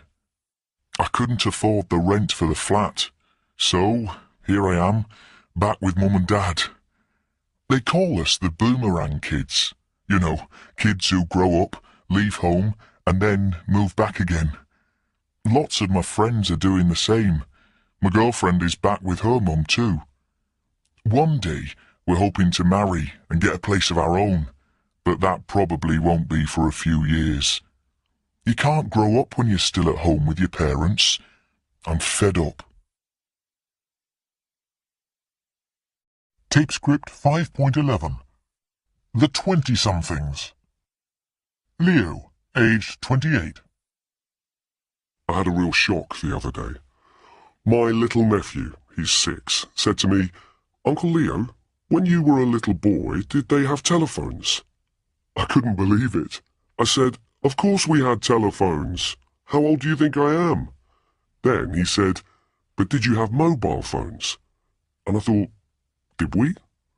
I can't remember life without mobile phones, but in fact, I think I was about 8 when my dad got one. "Yeah," I said, "when I was 8. "Aha," said my nephew, "I knew it. You are old." I didn't like hearing that. I'm 28, and I don't feel grown up at all. I have a great life, a good job, lots of friends. I go out with them most nights. I go to the gym every morning. I'm going to buy a flat by the river next year. Maybe when I'm in my 30s, I'll get married and start a family. Elsa, aged 26. I finished university and I started training to be a lawyer. I was earning good money, and in many ways I had a good life, but the more I studied law, the more I hated it. I was bored and miserable. So I decided to give it all up and go travelling.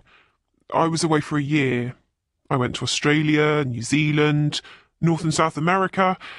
It was fantastic, but then I arrived back home. I was now 24 and with no money, no job, and nowhere to live. I moved back with Mum and Dad. They're wonderful. They don't make me pay rent, but oh dear, it's like being a little girl again. At the moment, I'm working as a waitress, just to make a bit of money, and my dad keeps asking, when are you going to find a real job? And Mum says, when I was your age, I was married with 2 children. Married with kids? I don't feel old enough for that. I've got a boyfriend, but we're not thinking of getting married. Maybe I'll train to be a teacher. Now that's a real job. Dan, aged 24. When I left home at 18, I thought that was it. Goodbye, Mum and Dad. Now, 6 years later, I'm back. My college days were great. I worked hard and played hard, but I left with huge debts, over £15,000. I thought, no problem, I'll just get a job and pay it back. I moved into a flat with some friends and I was lucky. I got a job pretty quickly. But I want to be a journalist, and the only way is to begin at the bottom. I'm a very junior reporter for a small local newspaper. I love working there, but I only earn £16,000 a year. I couldn't afford the rent for the flat, so here I am, back with Mum and Dad. They call us the boomerang kids. You know, kids who grow up, leave home, and then move back again. Lots of my friends are doing the same. My girlfriend is back with her mum too. One day, we're hoping to marry and get a place of our own, but that probably won't be for a few years. You can't grow up when you're still at home with your parents. I'm fed up.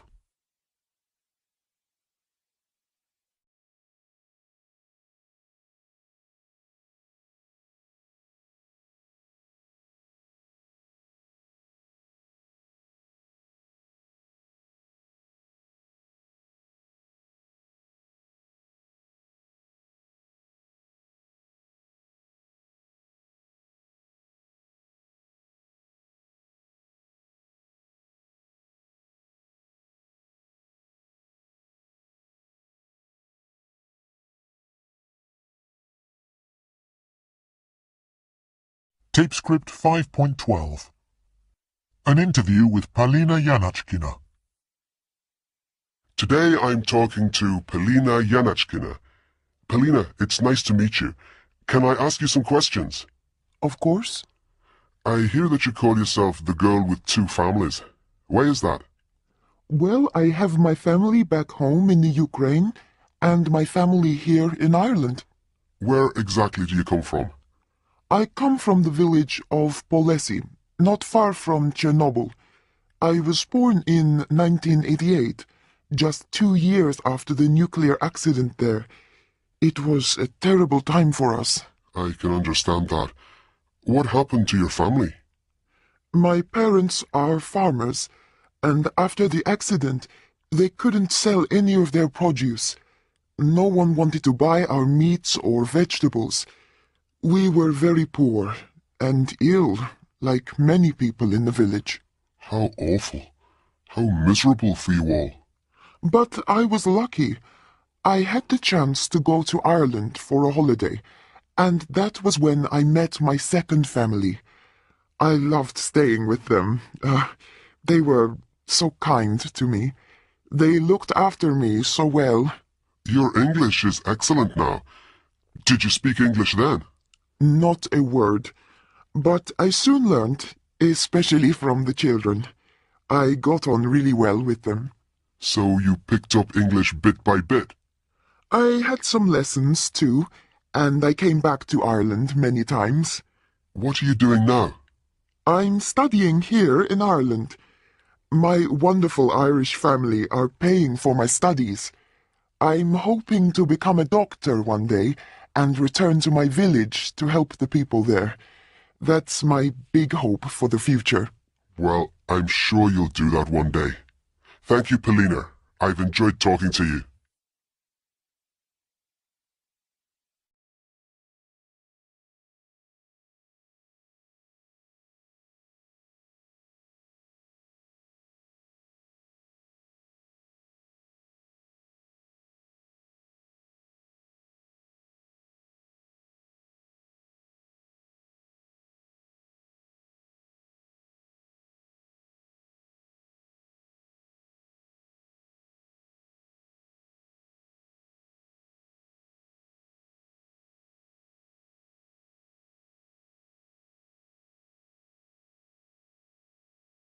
Tape script 5.13.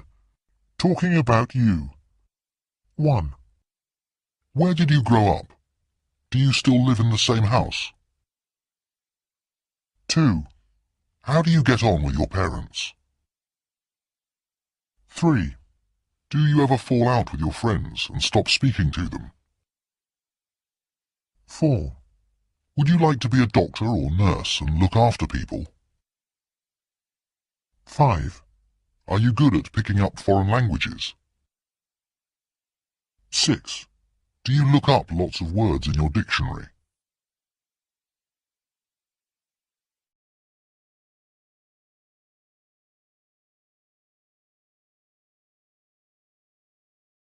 Tape script 5.14. Expressing doubt and certainty. 1. Do you think Tom will pass his exams? I doubt it. He's fed up with school. I know. He has no chance at all. He wants to leave and get a job. 2. Does Martin earn a lot of money? Yes, absolutely. He earns a fortune. I'm not sure. He wants to change his job. 3. Are England going to win the World Cup? They might do. Anything's possible, but I think it's very unlikely. Absolutely. I don't think they have a chance. Tape script 5.14. Expressing doubt and certainty. 1. Do you think Tom will pass his exams? I doubt it. He's fed up with school. I know. He has no chance at all. He wants to leave and get a job. 2. Does Martin earn a lot of money? Yes, absolutely. He earns a fortune. I'm not sure. He wants to change his job. 3. Are England going to win the World Cup? They might do. Anything's possible, but I think it's very unlikely. Absolutely. I don't think they have a chance. Tape script 5.15. 1. Kelly's job is really stressful, isn't it? Absolutely. She's a paramedic. Is she having a holiday soon? I think so. She says she might go to Spain. 2. Isn't it Rob's birthday next week? Yes, definitely. It's on the 21st. So he's a Capricorn? No, I don't think so. I think he's an Aquarius. 3. Do you think Anita and Paul are in love? Definitely. They're going to get married next June in Hawaii. Hawaii? Are you going to the wedding? No chance. I can't afford it. Tape script 5.16. What's your opinion? 1. Did Leo Tolstoy write War and Peace? Definitely. He wrote it in 1869. 2. Is Nicole Kidman American? I don't think so. I think she's Australian. 3. Was Sherlock Holmes a real person? Definitely not. He's from a book by a writer called Conan Doyle. 4. Is the population of China more than 2 billion? It might be. I don't know. It's definitely more than 1 billion. 5. Do some vegetarians eat fish? I think so. I have a friend who's vegetarian, and she eats fish. 6. Is the weather going to be nice next weekend? I doubt it. It's cold and wet today. 7. Are you going to be rich and famous one day? No chance. I'd like to be a bit richer than now, but I wouldn't like to be famous. 8. Is your school the best in town? Absolutely. It's definitely the best.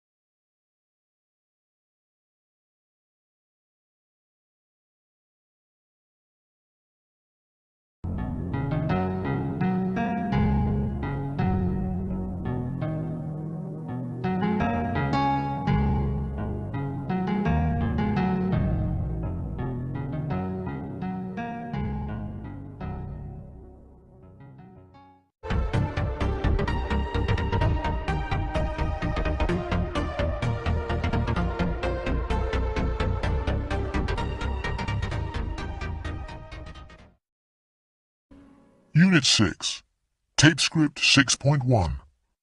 Questions about Mia. 1. Do you like Mia? Yes, I do. I like her a lot. 2. How's Mia? She's fine, thanks. Very well. 3. What's Mia like? She's really nice, very friendly. 4. What does Mia look like? She's tall and she's got brown eyes and black hair. Tape script 6.2. 1. What's your teacher like? She's great. She helps us a lot. 2. What sports do you like? Cycling and skiing. 3. What does your brother look like? He's got blonde hair and blue eyes. 4. Do you like pizza? I love it. 5. What's the weather like today? Lovely, warm and sunny. 6. How are your parents? They're okay. Busy as usual. Tape script 6.3. What's it like? What's Shanghai like? It's very big and noisy, but it's very exciting. What's the food like? It's the best in the world. I just love Chinese food. What are the people like? They're very friendly, and they really want to do business. What was the weather like? When I was there, it was hot and humid. What are the buildings like? There are new buildings everywhere, but if you look hard, you can still find some older ones too.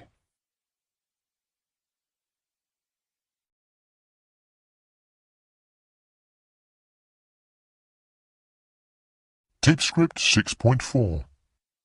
Singapore, Shanghai, and Dubai. What did you think of Singapore? What's it like? Well, Singapore is very old. It's older than Shanghai, but it's a lot smaller. Shanghai has a population of 20 million, and it's enormous. Shanghai is much bigger than Singapore, and it's much noisier too. Oh, okay. What about business? What's it like to do business in these places? Well, they're both top financial centres, but Singapore is more important. It's better for investment. Oh, right. And the buildings? Are they all new? Yeah, there are a lot of new buildings in Shanghai, so it's more modern than Singapore, but it isn't as cosmopolitan. Half the population of Singapore are foreigners. Wow, really? What about Dubai? What's that like? Dubai is the newest and youngest city, and it's the most modern. I like it because it has a can-do feel to it. What about the climate in these places? What was the weather like? It's interesting. Singapore is very near the equator, so it's a lot hotter than Shanghai. But it isn't as hot as Dubai. Dubai is the hottest place. When I was there, the temperature was over 40 degrees. Wow, that's incredible. Singapore is very humid, so it's wetter than Shanghai. But Dubai is the driest. It only rains for a few days a year. Where did you like most of all? Where was best for you? For me, Shanghai is the best, because it's the busiest and the most exciting. There are so many things to do. The best restaurants, theatres, shops. It's got everything. Tape script 6.4. Singapore, Shanghai, and Dubai. What did you think of Singapore? What's it like? Well, Singapore is very old. It's older than Shanghai, but it's a lot smaller. Shanghai has a population of 20 million, and it's enormous. Shanghai is much bigger than Singapore, and it's much noisier too. Oh, okay. What about business? What's it like to do business in these places? Well, they're both top financial centres, but Singapore is more important. It's better for investment. Oh, right. And the buildings? Are they all new? Yeah, there are a lot of new buildings in Shanghai, so it's more modern than Singapore, but it isn't as cosmopolitan. Half the population of Singapore are foreigners. Wow, really? What about Dubai? What's that like? Dubai is the newest and youngest city, and it's the most modern. I like it because it has a can-do feel to it. What about the climate in these places? What was the weather like? It's interesting. Singapore is very near the equator, so it's a lot hotter than Shanghai. But it isn't as hot as Dubai. Dubai is the hottest place. When I was there, the temperature was over 40 degrees. Wow, that's incredible. Singapore is very humid, so it's wetter than Shanghai. But Dubai is the driest. It only rains for a few days a year. Where did you like most of all? Where was best for you? For me, Shanghai is the best, because it's the busiest and the most exciting. There are so many things to do. The best restaurants, theatres, shops. It's got everything.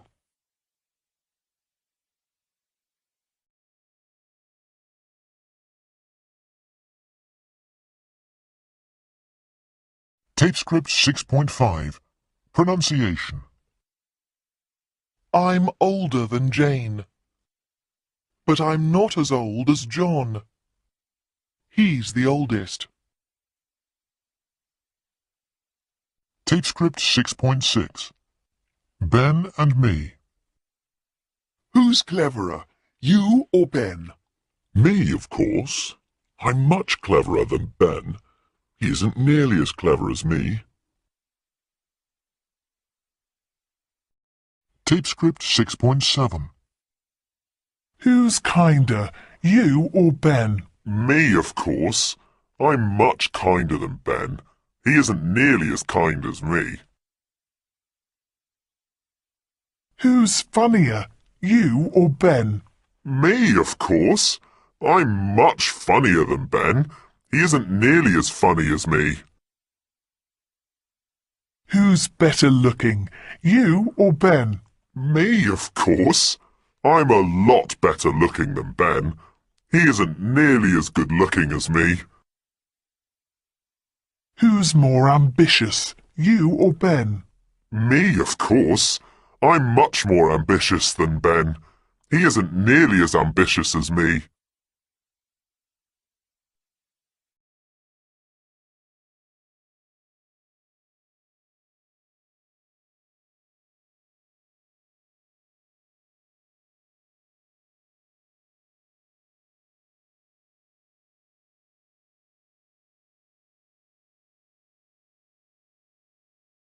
Tape script 6.8.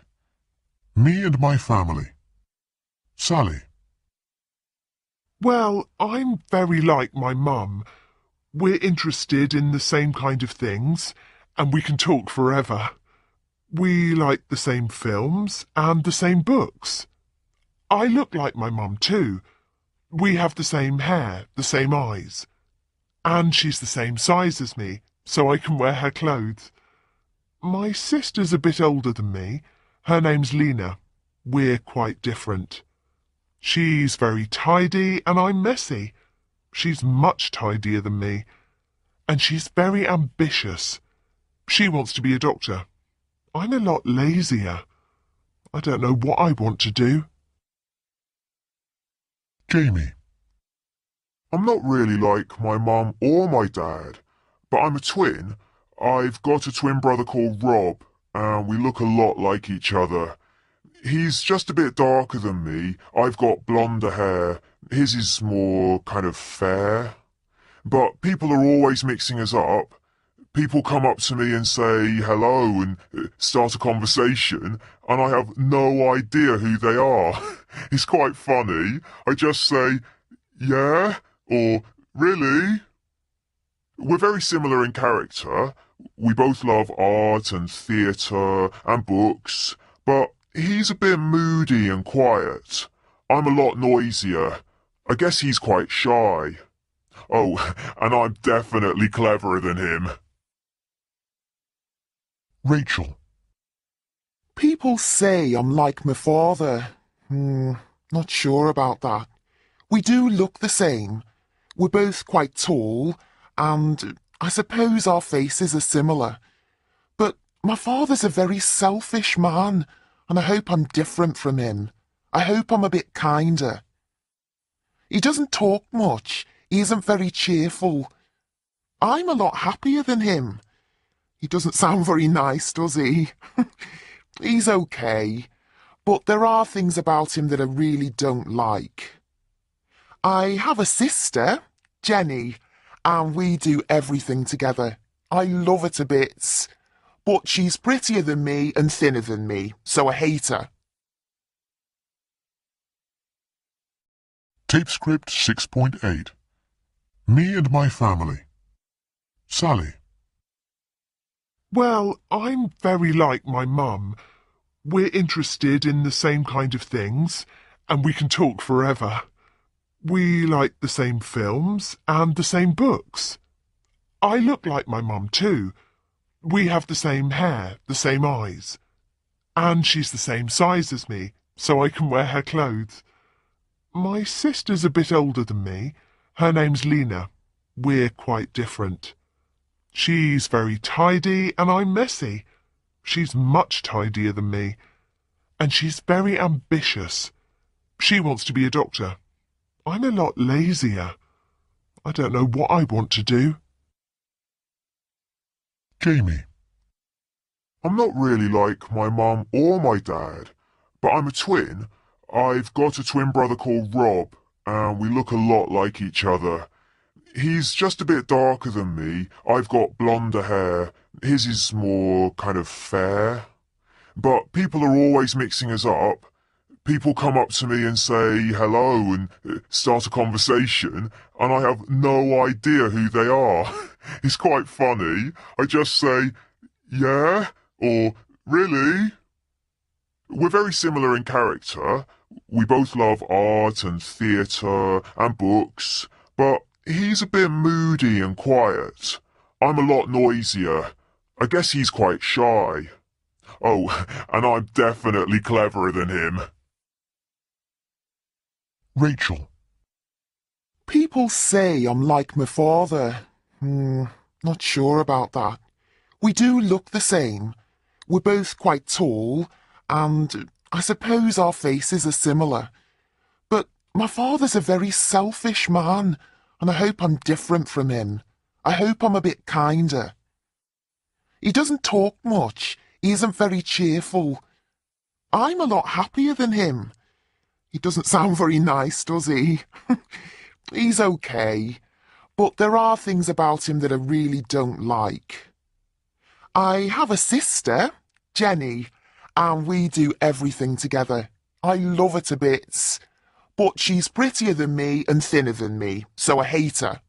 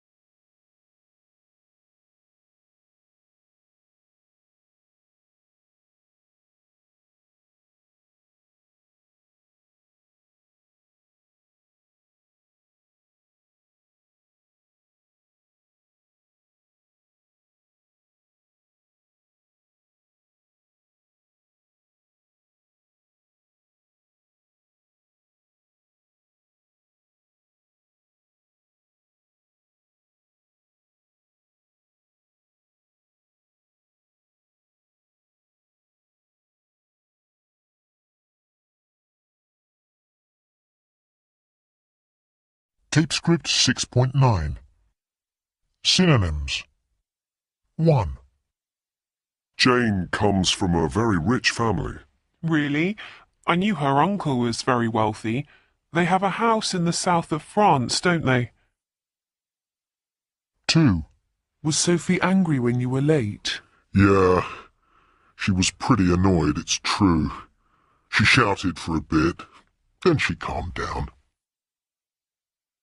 3. Jack's such an intelligent boy. He's very clever for a 10-year-old. He has some interesting things to say as well. 4. I've had enough of winter now. I know. I'm fed up with all these dark nights. I need some sunshine. 5. Dave and Sarah's flat is small, isn't it? It's tiny. I don't know how they live there. It's only big enough for one person. 6. Are you happy with your new car? Yes, I'm very pleased with it. It goes really well, and it's much more reliable than my old one.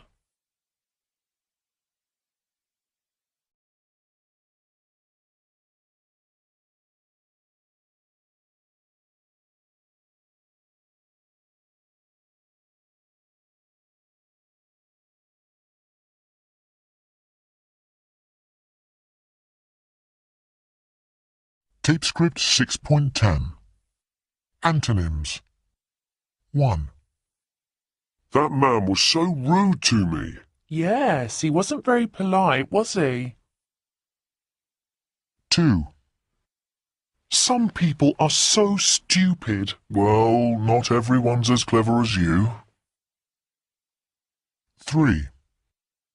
Dave's flat is always so dirty. It isn't very clean, is it? 4. His wife always looks so miserable. Yeah, she never looks very happy, does she? 5. Their children are so naughty. Yes, they aren't very well behaved, are they? 6. This lesson is boring. True, it isn't very interesting. I can't wait for it to end.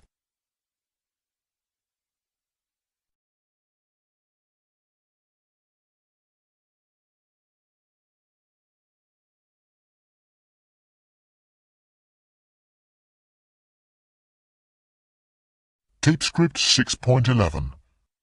What's on? 1. What shall we do today? I'm not sure. How about going to the cinema? I don't really feel like seeing a film. 2. Okay. Would you like to go to an exhibition? That sounds interesting. What's on? Well, there's a Van Gogh exhibition. Is it any good? I think it looks really good. 3. Where is it on? It's on at the Royal Academy. Ah. What's the nearest underground? Piccadilly Circus? How much is it? It's £12 and £8 for students. Oh. What time is it open? From 10 till 6. Right. Good idea. Let's go.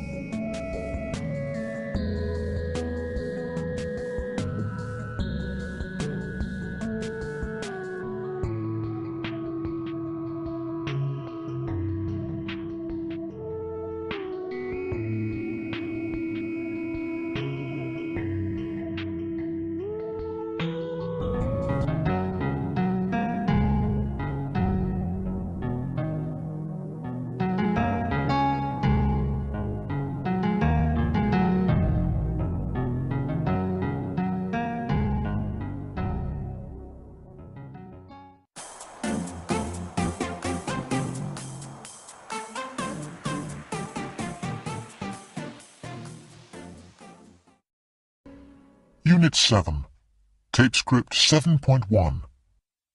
John. Hi, I'm John. I live in London. I have a flat in Dean Street, Soho. I've lived here for 3 years. I'm a press photographer. I've worked for the London Gazette since 2010. My wife's name is Faye. We've been married for 2 years. We met at university. Faye's a receptionist at the Ritz Hotel. I get around town on a motorbike. I've had it since I was 25. Faye goes by bus. We don't have any children yet. Tape Script 7.2. Questions and answers. 1. How long has he lived in the flat? John has lived in the flat for 3 years. 2. How long did he live in the flat? Karl Marx lived in the flat for 5 years. 3. Where does he work? John works for the London Gazette. 4. How long has he worked there? John has worked there since 2010. 5. What was his job in London? Karl Marx was a foreign correspondent for an American newspaper. 6. Which newspaper did he write for? Karl Marx wrote for the New York Daily Tribune. 7. How long has he been married? John has been married for 2 years. 8. How long was he married? Karl Marx was married for 38 years.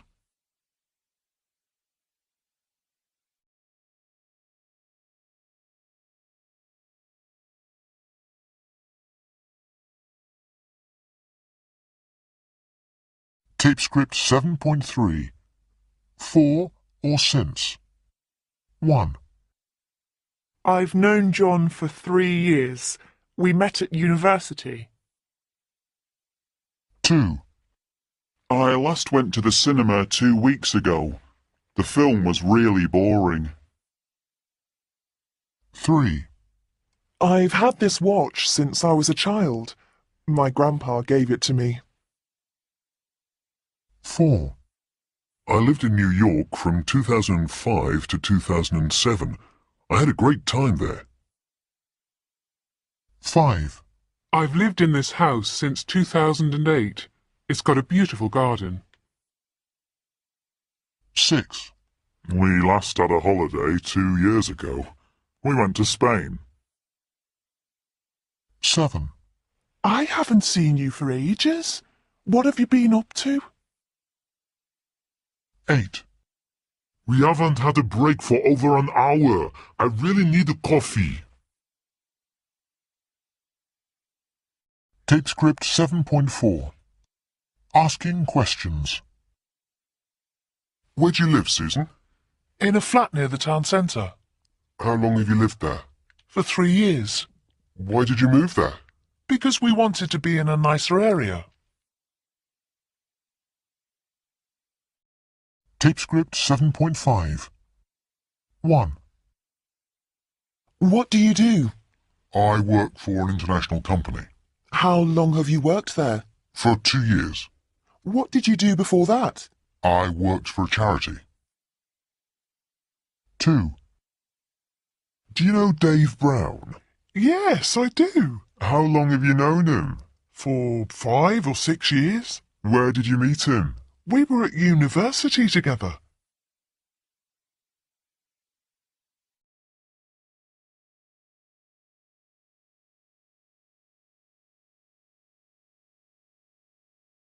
Tape Script 7.6. Frieda Hoffmann, archaeologist and writer. Frieda Hoffmann was born in Germany, but she has lived most of her life abroad. She has a passion for history and ancient civilizations. Her greatest love is Africa, and she has written several books about ancient Egypt. Frieda, You've travelled a lot in your lifetime. Which countries have you been to?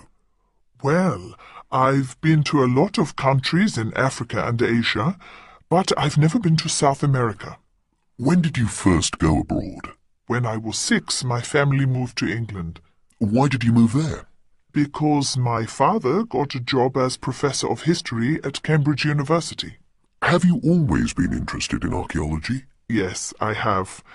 When I was 10, there was an exhibition of Tutankhamun, the Egyptian king, in London. My father took me to see it, and I was fascinated. After that, I knew that I wanted to go to Egypt and be an archaeologist. How many times have you been to Egypt? 20 times at least. I go as often as I can. Have you ever discovered anything? Yes, I've made some very important discoveries. I was the leader of a team that discovered some ancient tombs near Cairo. You've written books about Egypt, haven't you? How many books have you written? I've written 3 about the pharaohs, and I've written a book about a journey I made from Cairo to Cape Town. How did you travel? By train? By car? In a Land Rover, of course. In all your travels, have you ever been in any dangerous situations? Oh, goodness, yes. I've often been in danger. But in situations like that, you learn so much about yourself.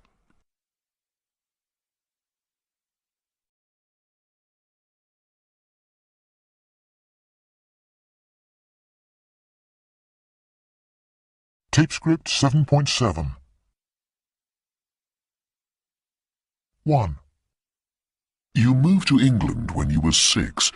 Do you go back to Germany much? No, I don't. I've been back a few times to visit relatives, but I've never lived there again. I feel more English than German now. 2. What did you study at university? I studied ancient history at Cambridge. Did you enjoy it? Yes, I did. The course was amazing, and Cambridge was a great place to live. 3. Have you ever had an ordinary job? Of course I have. I've done all sorts of things. After university, I didn't have any money. So what did you do? I worked in a restaurant. I hated it. Why didn't you like it? Because the hours were so long, and the people I was working with were horrible. 4. You said you've often been in danger. What's the most dangerous situation you've ever been in? Well, I had a very bad car crash in Cairo. I was seriously injured and broke several bones. I spent 3 months in hospital. I was very lucky. I nearly died.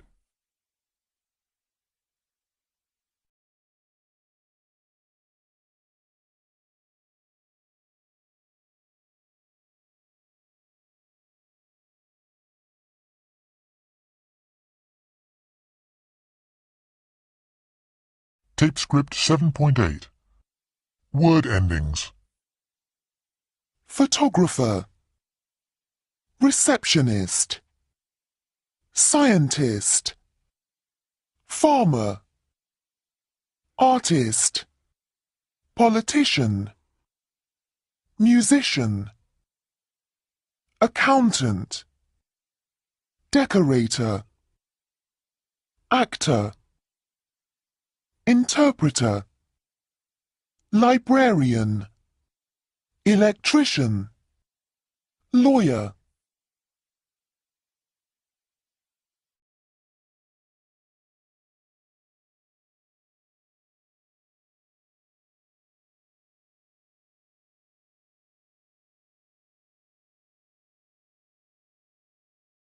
Tape script 7.9. Word stress. 2-syllabled nouns and adjectives. Nouns. Danger. Kindness. Critic. Artist. Difference. Adjectives. Dangerous. Healthy. Friendly. Famous. Different. 2-syllabled verbs. Invite. Explain. discuss, employ, decide, compete. Nouns ending in shun. Invitation, explanation, competition, ambition, decision.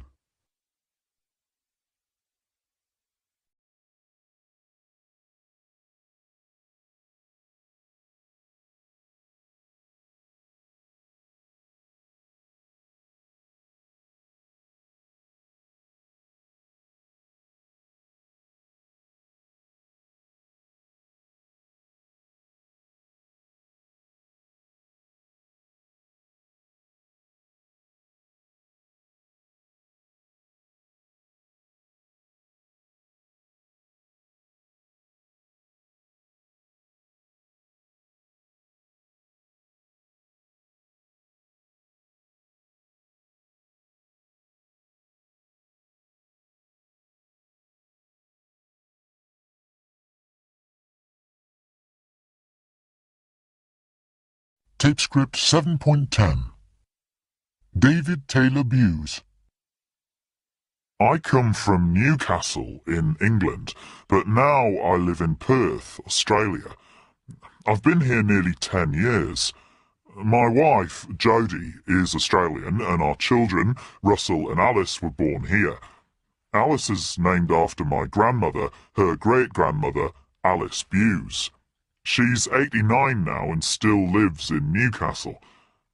Lately, I've become really interested in my family history back in the UK.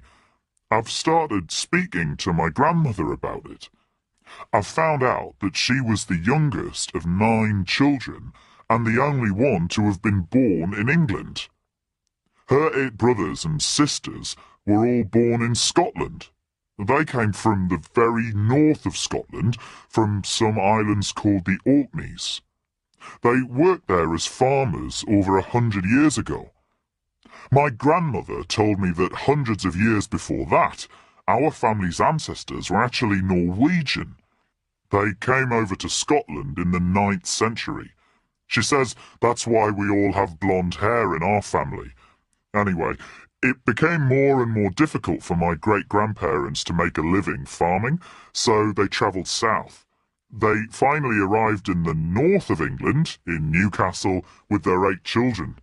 Alice was born soon after they arrived. Tape script 7.11. Talking to Grandma. So, Grandma, your parents were both born in the Orkney Islands, is that right? Yes. My mother was called Jane. She grew up there, and she married when she was just 17. And you were her 9th child? Yes. I was the only one born in England. Times were really hard for my mother. You see, my father died when I was 3. I can't remember him at all. So what did your mother do? She worked as a cleaner and a dressmaker. She had 2 jobs and a big family. Oh, yes. She was an amazing lady. But my 2 eldest brothers, they got work in the shipyard, so that helped too. All my brothers and sisters have died now. I'm the only one left. I know. Did you marry young, Grandma?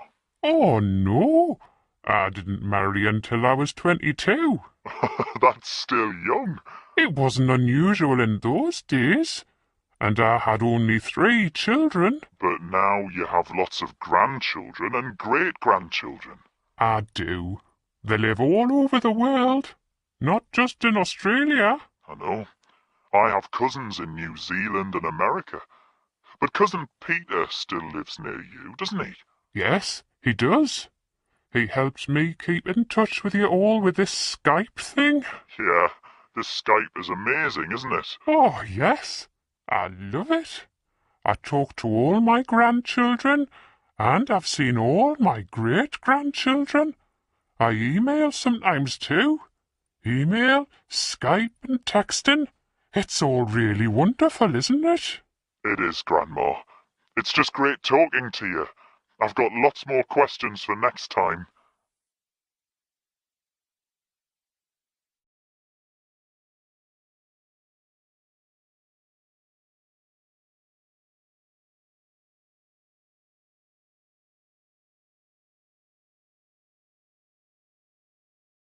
Tape script 7.12. Question tags. It's really wonderful, isn't it? You come from Scotland, don't you? Life wasn't easy then, was it? You've lived in England for years, haven't you? Tape script 7.13. It's a lovely day, isn't it? 1. It's a lovely day, isn't it? Yes, it is. Beautiful. We all love days like this, don't we? We certainly do. 2. Mummy, our cat isn't very big, is she? No, she isn't. She's just a kitten. And she loves fish, doesn't she? She does. It's her favourite food. 3. We had such a good holiday, didn't we? We did. We had a great time. And it wasn't too expensive, was it? No, it wasn't. It wasn't expensive at all. 4. The baby looks just like her mother, doesn't she? Uh-huh. Same blue eyes, same nose. But she's got her father's blonde hair, hasn't she? Yes, she's very fair. Tape script 7.14. 1. It was a great party last night, wasn't it? Yes, it was. I really enjoyed it. 2. Dave knows everything about computers, doesn't he? Yes, he does. He can fix them and program them. 3. You went to school with my brother, didn't you? Yes, I did. We were really good friends. 4. Learning a language isn't easy, is it? No, it isn't. It needs a lot of practice and patience. 5. Our English has improved a lot, hasn't it? Yes, it has. We're all much better now. 6. We haven't had a break for ages, have we? No, we haven't. It's time for one right now.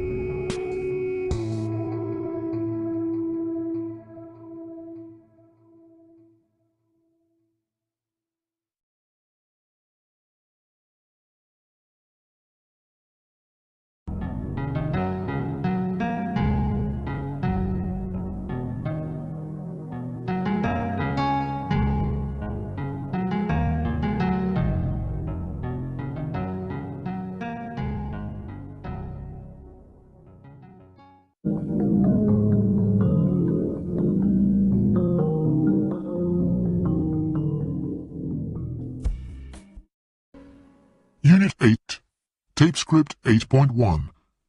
Interview with Tilly Parkins. Tilly, I'm sure you have to be very fit and strong to go climbing. How often do you have to train? I don't have to train every day, just 2 or 3 times a week. That's enough. I go to the gym. At the weekend, I try to get out of the city onto rock, but sometimes I have to work at the hospital. What do you do at the hospital?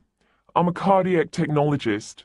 I help doctors treat people with heart diseases. Oh, wow. That's interesting.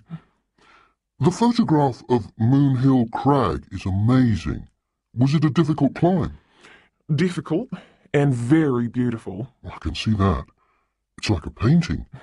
What time of day was it? It was just after dawn. I had to climb very early in the morning. You can't climb later in the day. It's too hot, over 35 degrees Celsius. Who took the photograph? A brilliant sports photographer called Adam Pretty. He's a brave man. Oh, he didn't have to climb with me. He took the photo from a nearby tourist spot. Wise man. Rock climbing is such a dangerous sport, and you've climbed in some of the most difficult places in the world. Why do you do it? It's what I love doing. It's my life. It's who I am.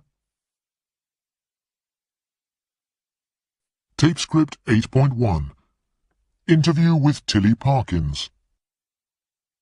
Tilly, I'm sure you have to be very fit and strong to go climbing.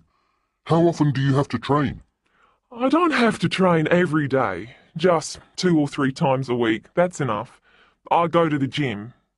At the weekend, I try to get out of the city onto rock, but sometimes I have to work at the hospital. What do you do at the hospital? I'm a cardiac technologist. I help doctors treat people with heart diseases. Oh, wow. That's interesting.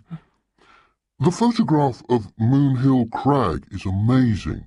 Was it a difficult climb? Difficult and very beautiful. I can see that.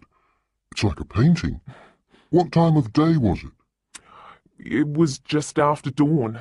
I had to climb very early in the morning. You can't climb later in the day. It's too hot, over 35 degrees Celsius. Who took the photograph? A brilliant sports photographer called Adam Pretty. He's a brave man. Oh, he didn't have to climb with me. He took the photo from a nearby tourist spot. Wise man. Rock climbing is such a dangerous sport, and you've climbed in some of the most difficult places in the world. Why do you do it? It's what I love doing. It's my life. It's who I am. Tape Script 8.2. 1. How often does she have to train? 2 or 3 times a week? 2. Does she have to work at weekends? Yes, she does sometimes. 3. Why did she have to climb Moon Hill Crag just after dawn? Because later it gets too hot and you can't climb in the heat. 4. Did Adam have to climb the rock? No, he didn't. He took the photo from a tourist spot.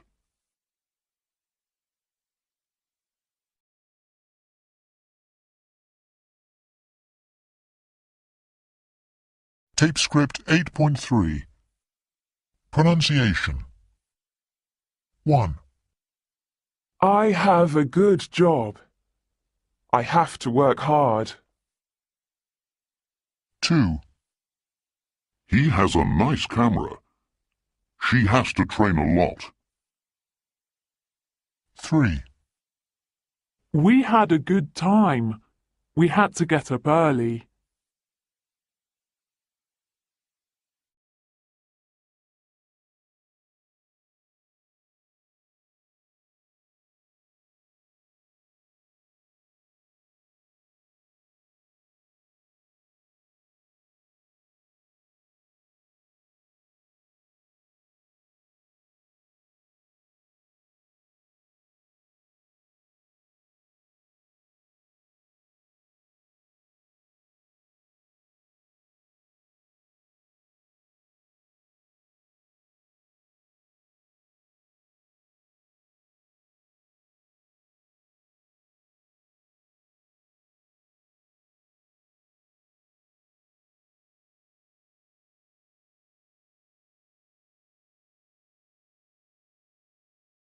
Tape script 8.4. Advice from Annie. Dear Mark, good preparation is the answer. You must prepare well and practice a lot. The first 30 seconds are the most important. You should begin with a personal story. It will relax you and the audience. You should write your speech down, but I don't think you should read it aloud to the group. Just make notes to help you remember it. For more help, you should visit speechtips.com. Dear Paula, more and more people worldwide have become addicted to this. He must get professional help, but this is difficult because he won't accept that he has a problem. I think you should show him this letter and visit the website olganon.org. Tell him firmly that he must change his ways or he'll lose his wife and family. Talk to all your friends and family about the problem. You shouldn't suffer alone. Dear Billy, these feelings are very common between brothers and sisters. I'm sure your parents love you and your brother just the same, so you shouldn't worry about this. When you're older, you'll get your own phone and your own clothes. You must talk to your parents about how you feel. And you shouldn't feel jealous of your brother. He's older than you, that's all. Dear Tracy, the fact is that to get to the top in sport, you have to train very hard indeed. You should talk to someone else about your doubts. I don't think you should listen to just your friends. You should explain how you feel to your coach and your mother. However, in the end, the decision is yours and yours alone. You must decide your own future. Tape script 8.5. Giving advice. 1. I can't sleep at night. You must do more exercise during the day. Why don't you walk to work? And you shouldn't drink so much coffee just before bedtime. 2. I don't like my brother's new girlfriend. I don't think you should tell your brother.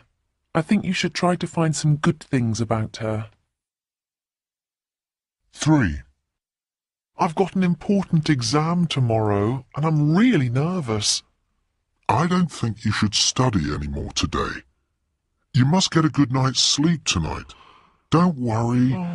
I'm sure you'll pass, and if you don't, it's not the end of the world. 4.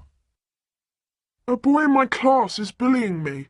You must tell your teacher or ask your mum to talk to the teacher. 5. I'm hopeless at all sports. You shouldn't worry about that. Lots of people aren't very sporty. Think about all the things you are good at. 6. I fell over and I think I've twisted my ankle. Ooh, it looks bad. You must go to the doctor, or better still, A&E, and ask for an X-ray. I'll drive you. I don't think you should walk on it. 7. My computer's behaving very strangely. Mine does that all the time. You should do what I do. Turn it off, wait a while, then turn it on again. It's the only thing that ever works for me. 8. My car's making a funny noise. It sounds bad. You shouldn't drive it. You must ring the garage.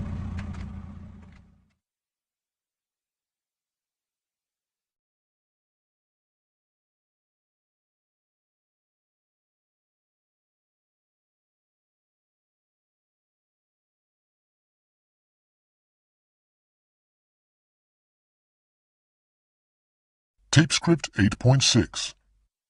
Jessica Ennis, Britain's first world heptathlon champion. Nice to meet you, Jessica. Congratulations on your gold medal at the World Athletic Championships in Berlin. Thank you very much. You won in Berlin, but I know that just a couple of years ago you injured your ankle very badly. Were you worried that your sporting career was over? Yes, I was very worried. I missed the Olympics in China and I had to work hard with physios and doctors for 9 months, but now I'm fine. You're obviously a very determined girl. Yeah, my mum always said that from a young age I was very determined. I knew what I wanted. Is your mum a big influence in your life? Yes, she is. She works for a charity. She helps people with drug problems. You have to have a lot of patience for that. My mum's got that. My dad's a painter and decorator. He was born in Jamaica. He moved here when he was 13. I can see your parents are important to you. I'm sure you have a good coach too. Yes, Tony Minichiello. He's a really good coach, but we often fight. You fight? Well, we do spend a lot of time together. He's always saying, come on, you must be more aggressive. And I'm not really like that. He says that I must only think about athletics. He didn't even want me to get a dog. Oh, did you get a dog? Oh, yeah. I have a beautiful chocolate Labrador called Mila. So, do you think that you should have other interests, not just athletics? Yeah, but when I'm competing, I go into my own little world. I don't see my boyfriend. You have a boyfriend? Yeah, Andy. I only spoke to him once on the phone when I was in Berlin. I had to concentrate on competing. I know I won in Berlin, but I can still improve. I have to work on my long jump and javelin, and I know I can run more quickly. It's the small things that make a difference in the end. I hope you have time to feel proud of being world champion. Oh, yes. I keep my medal by my bed, and when I look at it, I think, oh my goodness, I won. I'm world champion. Sometimes I can't believe it. It's a fantastic achievement. Well done, and good luck in the next Olympics. Thank you. Tape script 8.6. Jessica Ennis, Britain's first world heptathlon champion. Nice to meet you, Jessica. Congratulations on your gold medal at the World Athletic Championships in Berlin. Thank you very much. You won in Berlin, but I know that just a couple of years ago you injured your ankle very badly. Were you worried that your sporting career was over? Yes, I was very worried. I missed the Olympics in China and I had to work hard with physios and doctors for 9 months, but now I'm fine. You're obviously a very determined girl. Yeah, my mum always said that from a young age I was very determined. I knew what I wanted. Is your mum a big influence in your life? Yes, she is. She works for a charity. She helps people with drug problems. You have to have a lot of patience for that. My mum's got that. My dad's a painter and decorator. He was born in Jamaica. He moved here when he was 13. I can see your parents are important to you. I'm sure you have a good coach too. Yes, Tony Minichiello. He's a really good coach, but we often fight. You fight? Well, we do spend a lot of time together. He's always saying, come on, you must be more aggressive. And I'm not really like that. He says that I must only think about athletics. He didn't even want me to get a dog. Oh, did you get a dog? Oh, yeah. I have a beautiful chocolate Labrador called Mila. So, do you think that you should have other interests, not just athletics? Yeah, but when I'm competing, I go into my own little world. I don't see my boyfriend. You have a boyfriend? Yeah, Andy. I only spoke to him once on the phone when I was in Berlin. I had to concentrate on competing. I know I won in Berlin, but I can still improve. I have to work on my long jump and javelin, and I know I can run more quickly. It's the small things that make a difference in the end. I hope you have time to feel proud of being world champion. Oh, yes. I keep my medal by my bed, and when I look at it, I think, oh My goodness, I won. I'm world champion. Sometimes I can't believe it. It's a fantastic achievement. Well done, and good luck in the next Olympics. Thank you.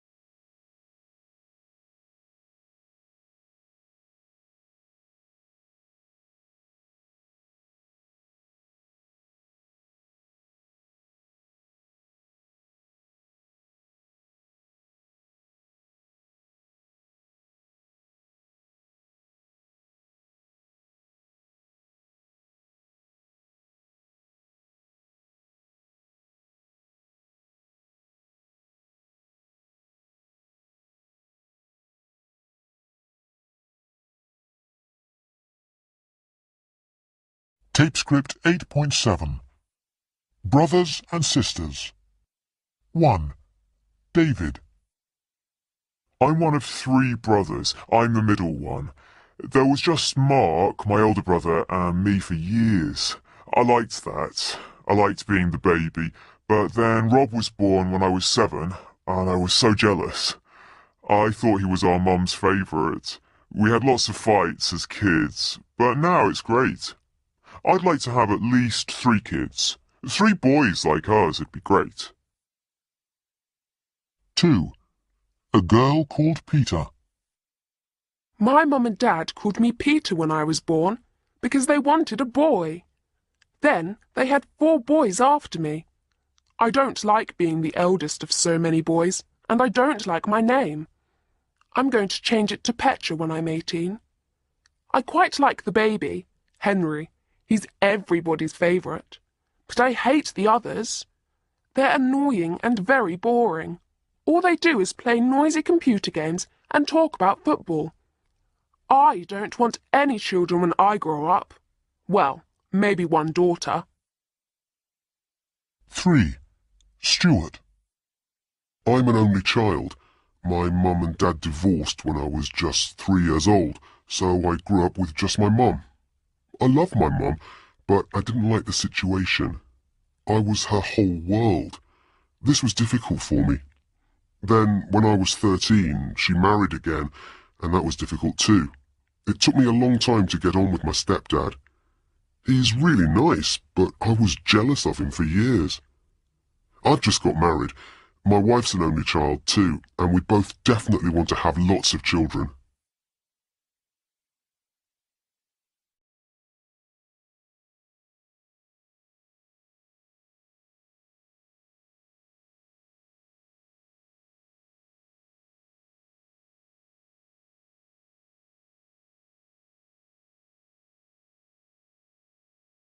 Tape script 8.8. Symptoms and diagnoses. I can't stop coughing and blowing my nose. You've got a cold. I've got a fever, and my whole body aches. You've got flu. It hurts when I walk on it. You've got a twisted ankle. I keep going to the toilet. You've got diarrhea. My glands are swollen, and it hurts when I swallow. You've got a sore throat. I keep being sick, and I've got terrible diarrhea. You've got food poisoning. I start sneezing and itching when I'm near a cat. You've got an allergy. Tape script 8.9. At the doctor's. What seems to be the problem? Well, I haven't felt well for a few days. I've had a bad headache, and now I've got a sore throat. Any sickness or diarrhea? Well, I haven't been sick. Do you feel hot?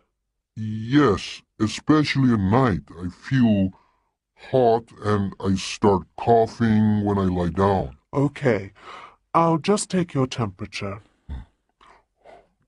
Yes, you do have a bit of a fever. Now, let me see your throat. Open your mouth wide, please. Can you see anything? Yes, your throat looks very red. Does this hurt? Oh, And your glands are swollen. You just have a bit of an infection. You need antibiotics. Are you allergic to penicillin? no, I'm not. Good. Now, you should take things easy for a couple of days, and you must drink plenty of liquids. I'll write you a prescription. Thank you. Do I have to pay you? No. But you'll have to pay for the prescription. It's £7.20. Right. Thanks very much. Goodbye.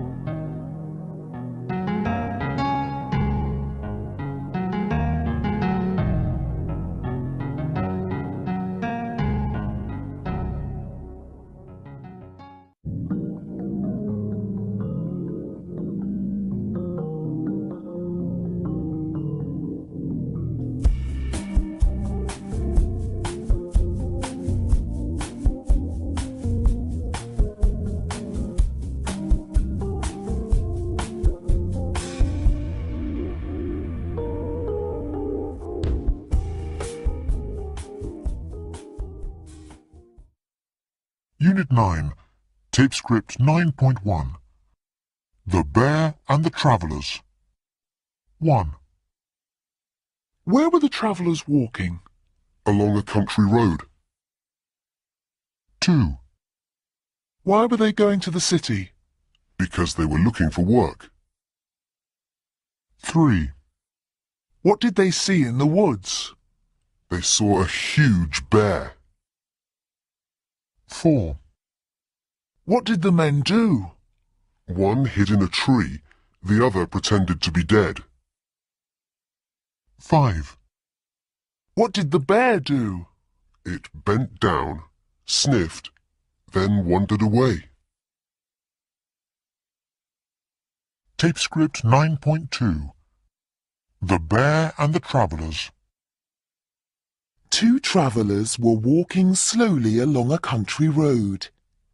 They were going to the city because they were looking for work.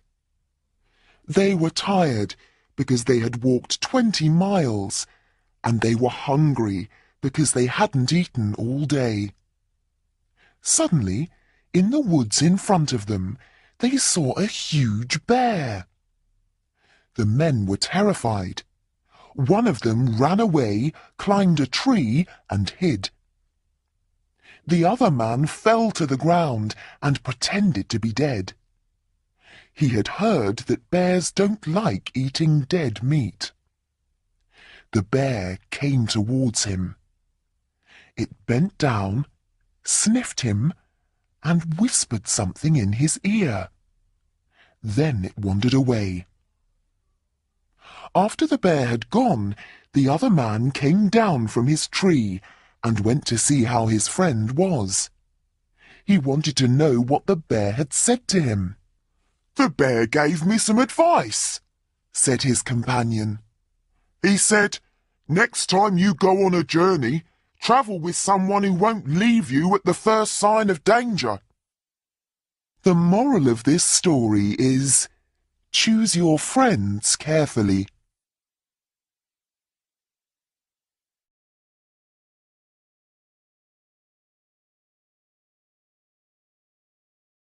Tape script 9.3. Questions and answers. 1. Why were the travellers tired? Because they had walked 20 miles. 2. Why were they hungry? Because they hadn't eaten all day. 3. Why did one of them pretend to be dead? Because he had heard that bears don't like eating dead meat. 4. When did the other man come down from the tree? After the bear had gone. 5. What did he want to know? He wanted to know what the bear had said to his friend. Tape script 9.4. Pronunciation. 1. They'd walked 20 miles. 2. One man hid in a tree. 3. The other pretended to be dead. 4. When the bear had gone, the man came down. 5. He felt bad because he'd left his friend.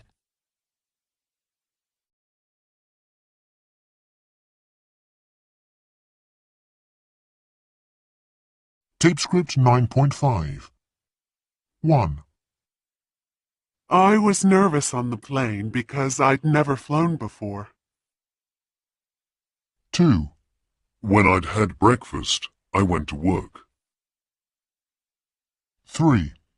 I met a girl at a party. Her face was familiar. I was sure I'd seen her somewhere before. 4. I felt tired all day yesterday because I hadn't slept the night before. 5. My wife was angry with me because I'd forgotten our anniversary. 6. The little girl was crying because she'd fallen over and hurt herself. Tape script 9.6. The Boy Who Cried Wolf. Once upon a time, there was a shepherd boy who looked after the sheep in the hills near his village. He thought his job was very boring. One day, while he was sitting under a tree, he had an idea. He decided to have some fun. So he went down to the village and shouted, "Wolf! Wolf!" at the top of his voice. As soon as the villagers heard the boy, they stopped work and raced to the hills to help him. But when they got there, they saw nothing. They returned to their work. After they'd gone, the shepherd boy smiled to himself. A few days later, the boy did the same thing again. He ran into the village and shouted, "Wolf! Wolf!" The villagers didn't know whether to believe him or not, but they were worried about their sheep, so they had to help him. They went back to the hills. Again, there was no wolf. They were angry because the shepherd boy had lied again, but he just laughed. Then, the next day, Just as the sun was setting, a wolf really did appear, and it began attacking the sheep. In terror, the boy raced down the hill to the village, shouting, "Wolf! Wolf!" Although the villagers heard his cries, they did nothing to help. This time they really didn't believe him. The shepherd boy climbed back up the hill to look for the sheep, but the wolf had killed them all. He was so ashamed of himself that he sat down in the moonlight and cried. The moral of this story is, you should not lie. A liar will not be believed, even when he tells the truth.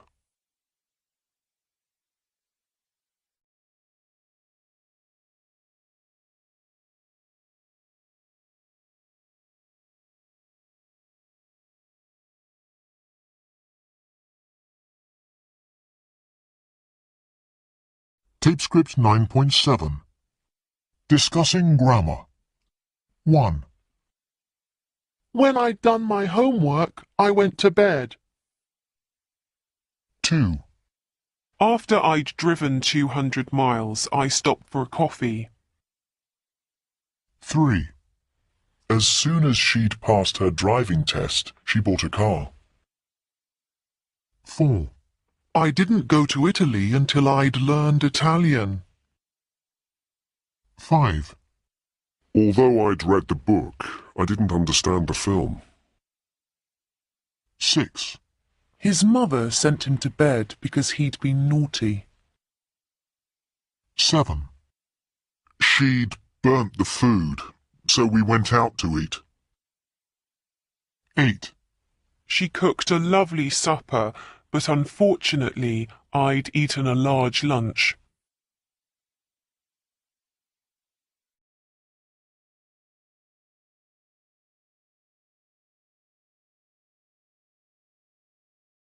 Tape script 9.8. My favorite writer.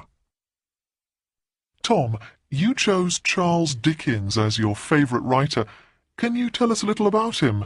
When was he alive? He wrote in the 19th century. He was born in England in 1812 and died in 1870. What did he write? What sort of books? He wrote novels and short stories. And tell us, why is he famous? At the time he was writing, there was a lot of inequality between the rich and the poor. Dickens wanted to change society. He wrote about people who were poor and hungry or ill, or who were unfortunate in some way. Dickens created some of the most famous characters in English literature. What are his best-known books? There are quite a few, but possibly David Copperfield, which has a lot of autobiography in it, and Oliver Twist, and after that, A Christmas Carol. In this book, we meet a character called Scrooge. Ah, the man who hated Christmas. That's right. At the beginning of the story, Scrooge is a miserable character who refuses to spend any money to help his poor family. But by the end, he is a changed man, kind, generous, and full of love for people around him. What was Dickens' personal life like? A mix of good and bad. His parents were poor. Dickens became very rich. He married and had 10 children. 10? Yes, but he left his wife because he fell in love with an actress. He didn't get divorced. In those days, it was impossible, absolutely out of the question. So there was a lot of sadness in his life. Oh dear. Poor Mr. Dickens. Tape script 9.9. My favorite writer. Now, Alice, you chose Robert Louis Stevenson. Tell us about him. When was he writing? Well, he was born in 1850 and he died in 1894, so he was writing just after Dickens, in the second half of the 19th century. And what did he write? He wrote novels and poetry, and he was also a travel writer. Oh, quite a lot. Tell us, why is he famous? Well, he isn't as famous as Dickens, but he's very popular because he's a great storyteller. His stories are about adventure, danger, and horror. His heroes are pure, and his villains are dark. What are his best-known books? There's a children's book called Treasure Island, and there's a travel story about going around France, but the most famous is The Strange Case of Dr. Jekyll and Mr. Hyde. And they, I suppose, are his most well-known characters. Yes, the book was an immediate success.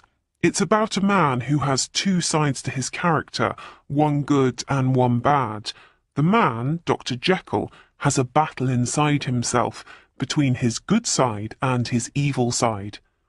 This is the psychological idea of someone with a split personality? Yes, in everyday speech we say about someone, "Oh, he's a real Jekyll and Hyde," meaning there are two sides to their personality. Fascinating. Tell us about his personal life. As a child, he was often ill. He married an American woman who had children from an earlier marriage, but they didn't have any children together. He travelled a lot to Europe and the United States.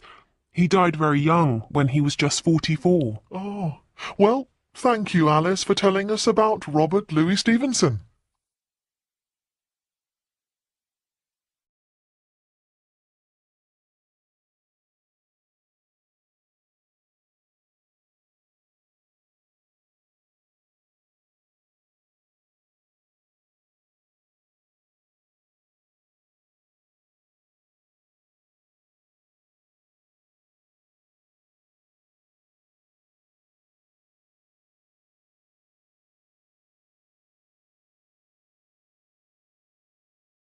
Tape script 9.10.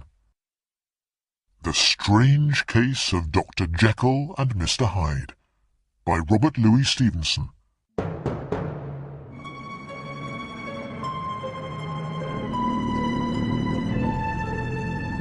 London, 1886.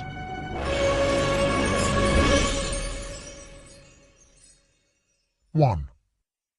Late one night, a lawyer, Gabriel Utterson, was walking home through dark, silent streets when he saw a man attacking a woman.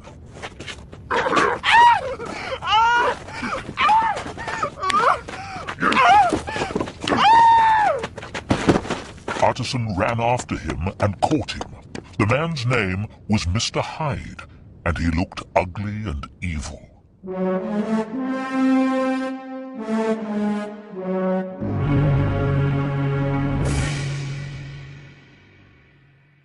2. Mr. Hyde showed no regret for what he had done. To buy the woman's silence, he wrote her a check. Give this to the wretch. Utterson noticed that the check was signed in the name of Dr. Jekyll, a well-known and well-respected man.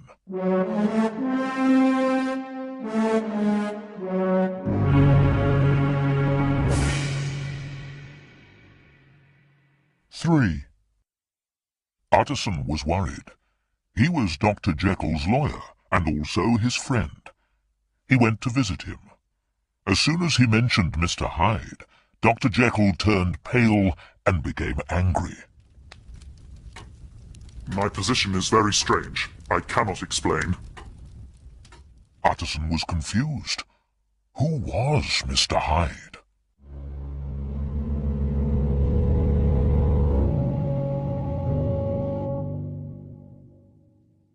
4. A year passed. One night, an old man was murdered as he was walking home.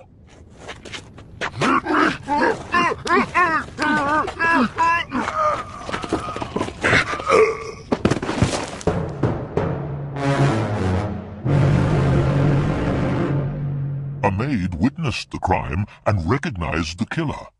Mr. Hyde had struck again. The police went looking for Hyde, but he had disappeared.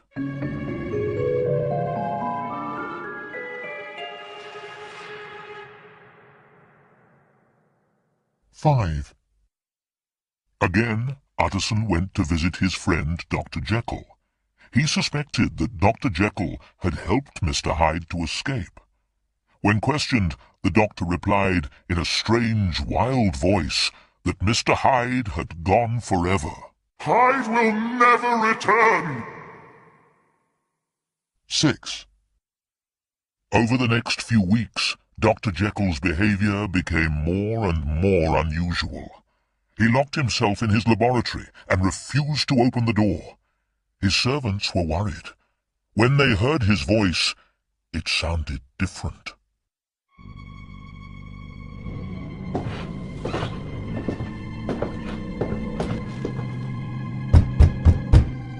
Go away and leave me alone. Was that my master's voice? They asked Utterson for help.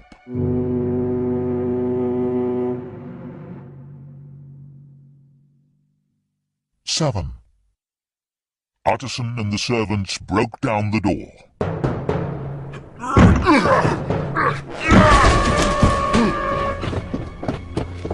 Mr. Hyde was lying dead on the floor. It's Mr. Hyde! No, it's Dr. Jekyll! He had taken poison. But why was he wearing Dr. Jekyll's clothes? And where was the doctor? Were Dr. Jekyll and Mr. Hyde one and the same person?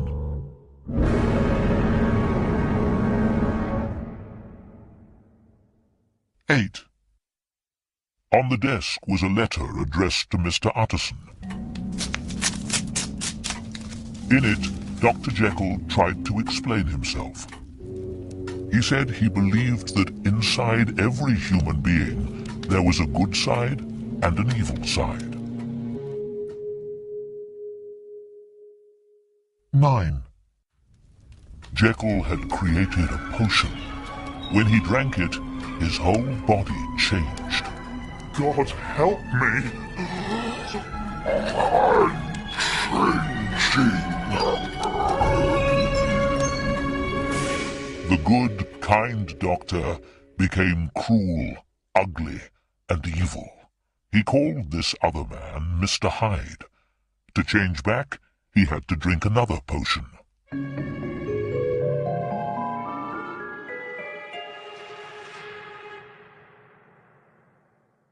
10. But after a time, Jekyll found that he liked changing into Mr. Hyde. He enjoyed being bad. He became more and more violent and cruel.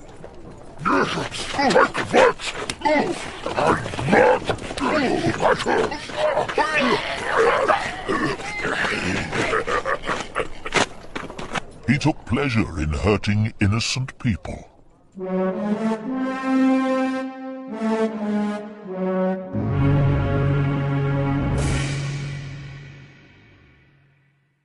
11. Finally, Dr. Jekyll couldn't control Mr. Hyde anymore. He began to change into this monster, even without taking the potion. Jekyll hoped and prayed that Hyde would disappear. God help me! But Hyde always returned.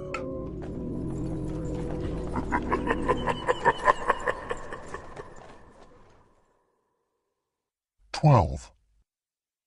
The potion to turn Hyde back into Dr. Jekyll no longer worked. It had lost its strength. Dr. Jekyll could no longer get rid of the evil Mr. Hyde. He had to kill this monster. But to kill Mr. Hyde, Dr. Jekyll also had to die. I can live in this world no more.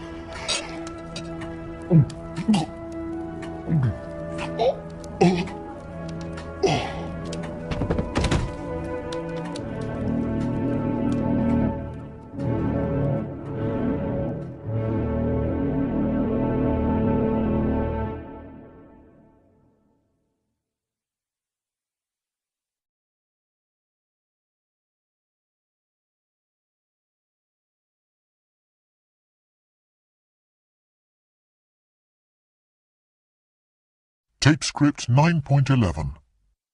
1. I was delighted because I'd won £1,000 in a competition. 2. I was stressed because I had 10 bills and no money to pay them. 3. I was proud because I'd worked so hard and passed all my exams. 4. I was amazed because my teachers didn't expect me to pass. 5. I was upset because no one remembered my birthday. Tape script 9.12. 1.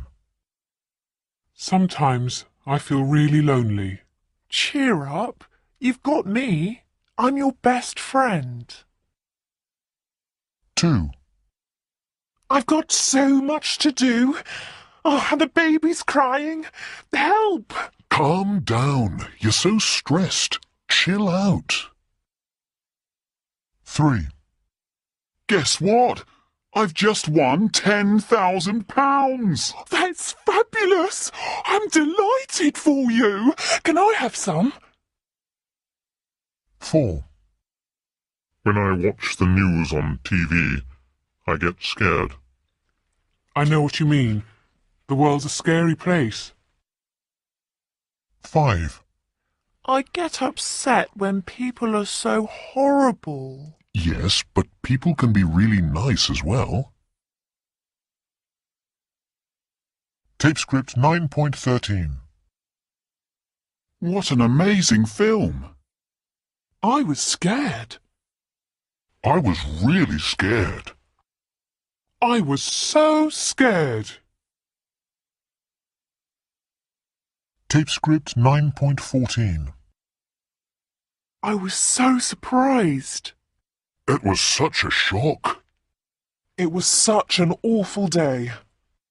You have such crazy ideas. We had such terrible weather. There were so many problems. I've got so much work. Tape script 9.15. 1. That was such a good book. You must read it. I'll lend it to you. You'll really like it. 2. The film was so scary that I couldn't watch it. I hate the sight of blood and people killing each other. 3. Jane and Pete are such nice people. They're always so welcoming and pleased to see you. 4. But their children are so badly behaved. The parents have no control at all. 5. There were so many people at the party. I didn't manage to talk to everyone. 6. They made such a mess. I'm glad I didn't have to tidy up. 7. I've spent so much money this week. I haven't got a penny left. 8. I've had such an awful day. I need a drink to cheer me up.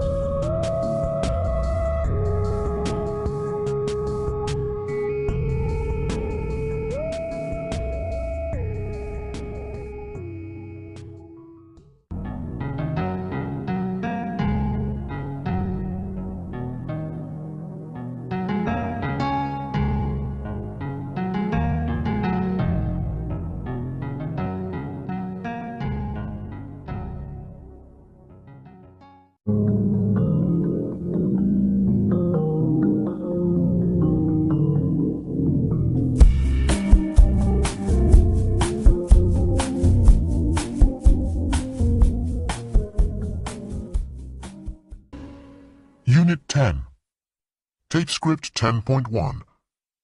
A phone call that changed the world. Fact file. Today, mobile phones are owned by almost 6 billion people worldwide. In the UK, 30 million are sold every year.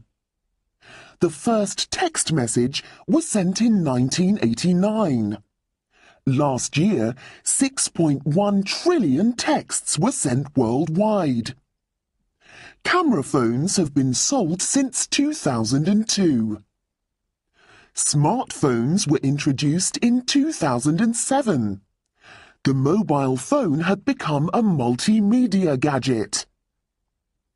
Over the years, a multitude of amazing features have been added, including internet browsing, email, MP3 players, video and camera.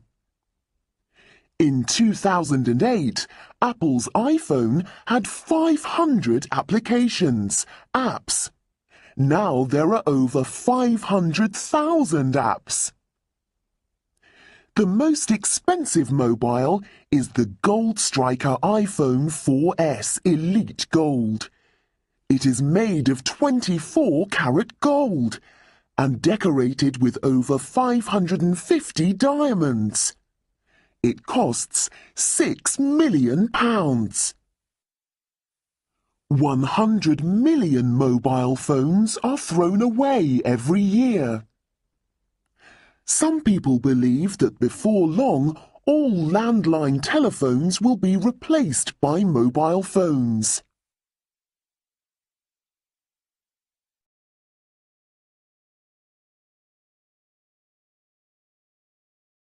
Tape script 10.2. 1. The first mobile phone call was made in 1973 by Martin Cooper. 2. Mobile phones are owned by almost 6 billion people worldwide. 3. 30 million phones are sold in the UK every year. 4. Camera phones have been sold since 2002. 5. A lot of amazing features have been added. 6. The Gold Striker phone is decorated with over 550 diamonds. 7. 100 million mobile phones are thrown away every year. 8. Some people believe that eventually all landline telephones will be replaced by mobile phones. Tape script 10.3. 1. Paper was invented in 105 AD by a Chinese government official called Tsai Lun. 2. The printing press was invented in 1440 by a German printer called Johannes Gutenberg. 3. The telephone was invented in 1876 by Alexander Graham Bell. Bell was born in Scotland, but he moved to America and became a scientist and a teacher of the deaf. 4. The radio was invented in 1901 by Guglielmo Marconi, an Italian physicist. 5. Television was invented in 1924 by a Scottish engineer, John Logie Baird. 6. The ballpoint pen was invented in 1938 by the Hungarian journalist Laszlo Biro. 7. The Apple PC was invented in 1976 by two American computer engineers, Steve Jobs and Steve Wozniak. The name Apple was chosen because it was Jobs' favorite fruit. Tape script 10.4. All things online. 1. Over 90 trillion emails are sent every year. 2. Nearly 5.5 billion questions are answered by Google every day. 3. eBay was invented in 1995 by Pierre Omidyar, a French scientist. 4. Nearly 5 billion items have been sold on eBay since it began. 5. 60,000 new video films are posted on YouTube every week. 6. The first Twitter message was sent by American businessman Jack Dorsey in 2006. 7. Facebook has been translated into 76 languages since it began. 8. The online store Amazon.com was founded by Jeff Bezos in his garage in 1994. Tape script 10.5. Questions and answers. 1. How many emails are sent every year? Over 90 trillion. Isn't that amazing? 2. How many questions are answered by Google every day? Nearly 5.5 billion. It's incredible. 3. When was eBay invented? In 1995, Who was it invented by? a French scientist called Pierre Omidyar. 4. How many items have been sold on eBay since it began? 5 billion. Actually, 5 billion and one. I've just bought something. 5. How many films are posted on YouTube every week? 60,000 new videos every week. 6. When was the first Twitter message sent? In 2006, Who was it sent by? an American businessman called Jack Dorsey. 7. How many languages has Facebook been translated into? 76, and there'll be more. 8. When was Amazon.com founded? In 1994, Who was it founded by? Jeff Bezos. Tape script 10.6. Text message. Businessman. Newsagent. Cell phone. Tape script 10.7. Business card. Business deal. Businessman. Business news. Computer games. Computer program. Computer virus. Laptop. Phone call. Phone card. Phone number. Radio news. Radio program. Radio waves. Website.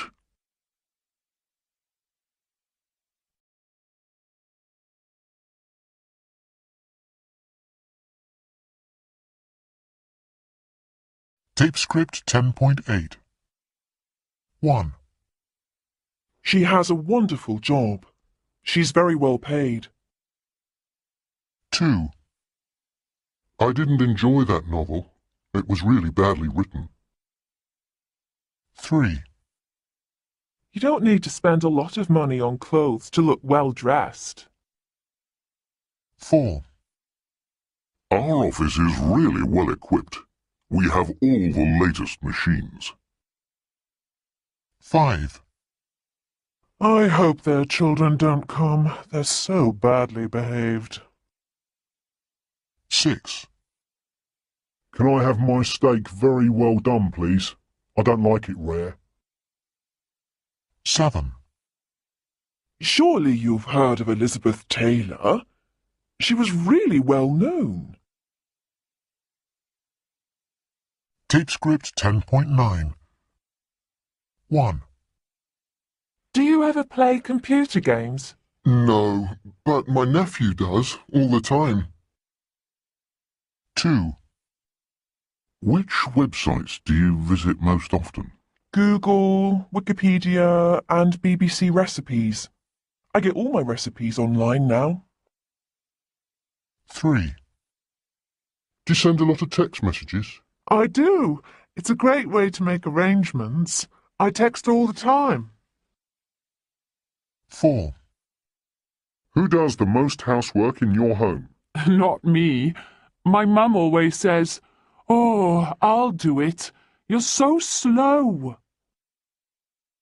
5. What size shoes do you take? 36. We've got small feet in our family. 6. How do you like your steak? I like it rare. I don't like it well done. 7. Is your school well equipped? Not really, but I think we're getting interactive whiteboards soon.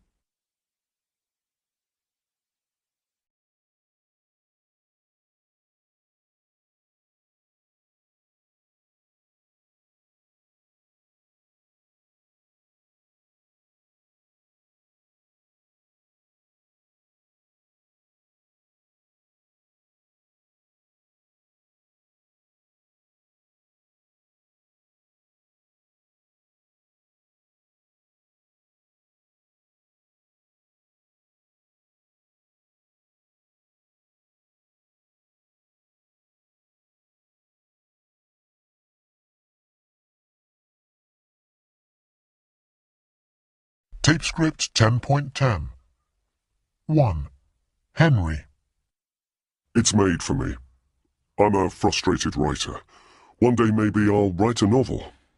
I write about my thoughts, my work, all my travels, and I've even written a kind of work biography. I'm so pleased that I have so many visitors and comments. I feel in touch with the world. I tweet too. 2. Sandy. Yeah, I have an account and I go on it fairly often. I like sharing photos with friends. I love seeing their photos too, and it's a nice way of keeping up to date with them and sometimes making contact with old friends. I don't use it for anything more. Some people communicate a lot about their lives on it. I couldn't do that. 3. Liz. Actually, it was a terrible shock. I went back to my machine, and the screen was bright purple with large red letters across it saying "Warning." Everything was completely frozen. I rang the helpline, and they said they'd had over 50 calls from people with the same thing. It had even infected the stock exchange. Who are the sad individuals who do this, I want to know. 4. Martin. There aren't many left in my town. Just one, I think, on the high street. It's because so many people have home computers and laptops these days, and there are more and more places where you can access the internet. I used them a lot when I was travelling. 5. Barry. I do so much online. I think I conduct most of my life online. I book everything. Cinema, travel, my sports club. I shop online, clothes, food, presents. I check symptoms if I'm ill. Actually, I've stopped doing this because I got too frightened by the answers. I download recipes. I could go on and on. I like the way Google has become a verb. I'm always saying, I'll just Google that and find out.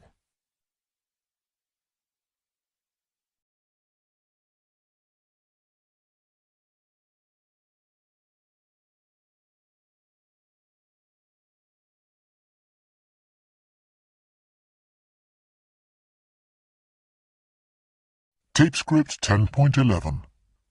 It drives me crazy. Hi, Jack. Over here. How was your journey?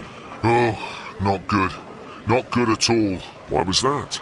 Well, there was this girl in the seat behind, and she was talking loudly on her mobile phone the whole journey. I know everything about her life. I even know what she's going to wear when she goes out on Saturday night. And I know what she's not going to wear. That drives me mad too. You know, not long ago, trains had quiet carriages where you couldn't use your mobile phone. Well, they don't anymore. I couldn't read my paper with her yakking behind me. She told the same thing to at least 4 friends. Then I had this kid opposite me with his mother. What was he doing to annoy you? He had one of these mini computer things. A Game Boy? Yeah, one of those. And he was head down playing this thing all the time. Zing, ping, bang. All those noises coming from it. He never looked up once. When his mum asked him to say hello, he just grunted. So impolite. I know. Kids these days, they're so badly behaved. Did you book your ticket online this time? I tried to. What happened? Well, I followed the instructions one by one and got right to the end, and it asked me for my password. Password? I didn't know I had one for train travel, so I thought, okay, I'll ring instead. Maybe not the best idea. No. So I rang the train company, and of course I got the usual recorded message. You know the type of thing. I'm afraid all our operators are busy at the moment. Then music and thank you for holding. I'm afraid our operators are still busy. And more music. So I gave up. I bought a ticket at the station. It drives you mad, doesn't it? Life's too short to spend so long on the phone. Still, I usually do enjoy travelling by train. Me too. Usually. It's better than driving. I hate driving into town these days. There's too much traffic. It's just jam after jam. And it's impossible to find a parking space. Parking's a nightmare. And car parks and parking meters are so expensive. I know. I remember when you could park all day for 50p. Come on, let's get out of here. Let's get a coffee. Okay, but not Starbucks. I can't stand Starbucks. Why? I like the coffee. It's the size of the cups. They're all huge. Even the small one is too big for me. And the biggest is so big, it's enormous. And there's so much choice. Latte, skinny latte, soya latte, cappuccino, frappuccino, single shot, double shot. Okay. Modern life. There's a small coffee bar around the corner. Let's go there.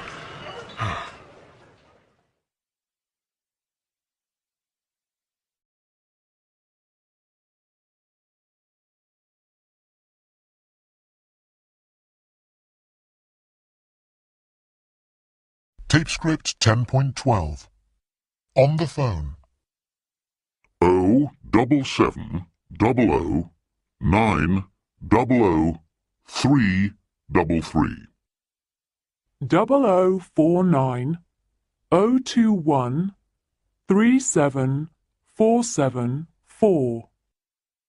0115 496 0499. 0800 142 2466. Tape script 10.13. 01632 960 200. 0207 946 0558. 029 2018 0763. 0061 44 501 277. Tape script 10.14. 1. Brian and Adam. Sorry, Brian, you're breaking up. I couldn't hear that. I know, Adam. It's not a good line. But listen, I'm calling because I can't make it on Thursday. Are you free on Friday? Friday, I'm not sure. Can I get back to you? Sure, that's fine. Text me. Speak later. 2. Adam and Carol. Hello, Carol. It's Adam. I'm trying to get hold of Brian. I'm afraid he's not in. Have you tried his mobile? Yeah, I tried that first, but he's not answering. It's probably switched off. Can you give him a message, then? Of course. 3. Emma, Donna, Flora. I'm afraid Brian's line's busy. Would you like to hold? Yes, please. It's ringing for you now. Thank you. Hello, Brian Doyle's office. Flora speaking. This is Emma Smith from Digby and Moss Associates. Oh, good morning, Miss Smith. I'll put you through immediately. 4. Flora and Carol. Hi, Flora. Can I speak to Brian, please? Oh, I'm afraid he has someone with him at the moment. Is it urgent? Just tell him Carol rang and I'll see him this evening. Will do. I hope there isn't a problem. Tape script 10.14. 1. Brian and Adam. Sorry, Brian, you're breaking up. I couldn't hear that. I know, Adam, it's not a good line. But listen, I'm calling because I can't make it on Thursday. Are you free on Friday? Friday, I'm not sure. Can I get back to you? Sure, that's fine. Text me. Speak later. 2. Adam and Carol. Hello, Carol. It's Adam. I'm trying to get hold of Brian. I'm afraid he's not in. Have you tried his mobile? Yeah, I tried that first, but he's not answering. It's probably switched off. Can you give him a message, then? Of course. 3. Emma, Donna, Flora. I'm afraid Brian's line's busy. Would you like to hold? Yes, please. It's ringing for you now. Thank you. Hello, Brian Doyle's office. Flora speaking.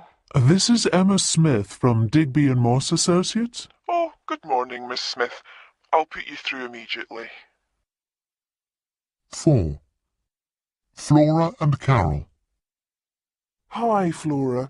Can I speak to Brian, please? Oh, I'm afraid he has someone with him at the moment. Is it urgent? Just tell him Carol rang and I'll see him this evening. Will do. I hope there isn't a problem.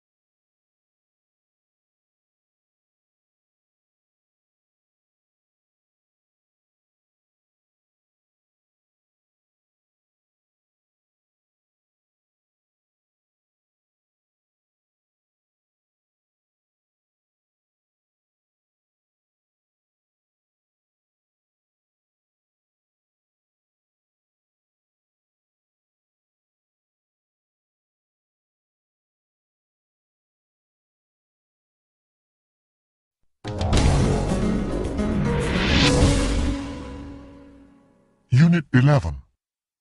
Tape script 11.1. Gareth Malone. 1.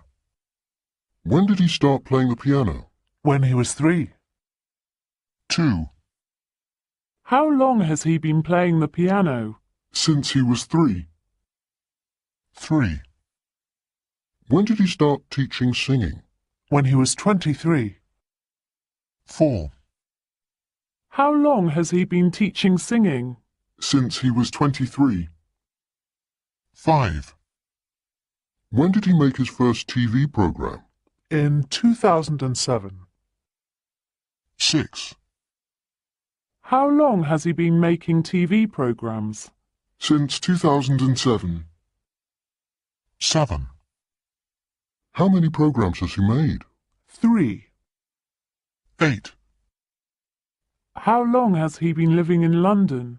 For about 30 years. Tape script 11.2. 1. My sister's working in New York. How long has she been working there? Only a couple of months. 2. I'm training to run the marathon. How long have you been training? Since Christmas. Wish me luck. 3. My boss is on holiday. How long has he been away? 2 weeks. It's great without him. 4. I'm learning how to drive. How long have you been learning? Nearly 2 years. I've failed my test 3 times.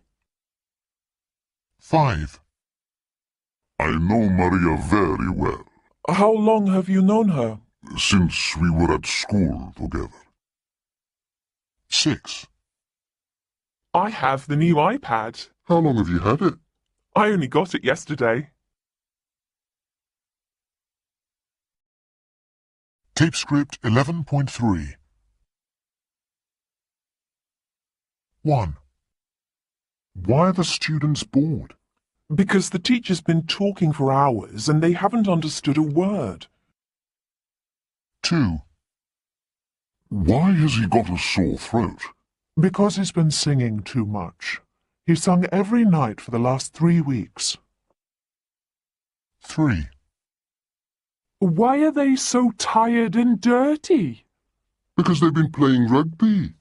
But they're happy because they've won the match. 4. Why has he got backache? Because he's been digging the garden. He's planted 6 rows of cabbages. 5. Why is she covered in paint? Because she's been decorating her flat. She's painted 2 walls already. 6. Why have they got no money left? Because they've been shopping. They've spent over £200.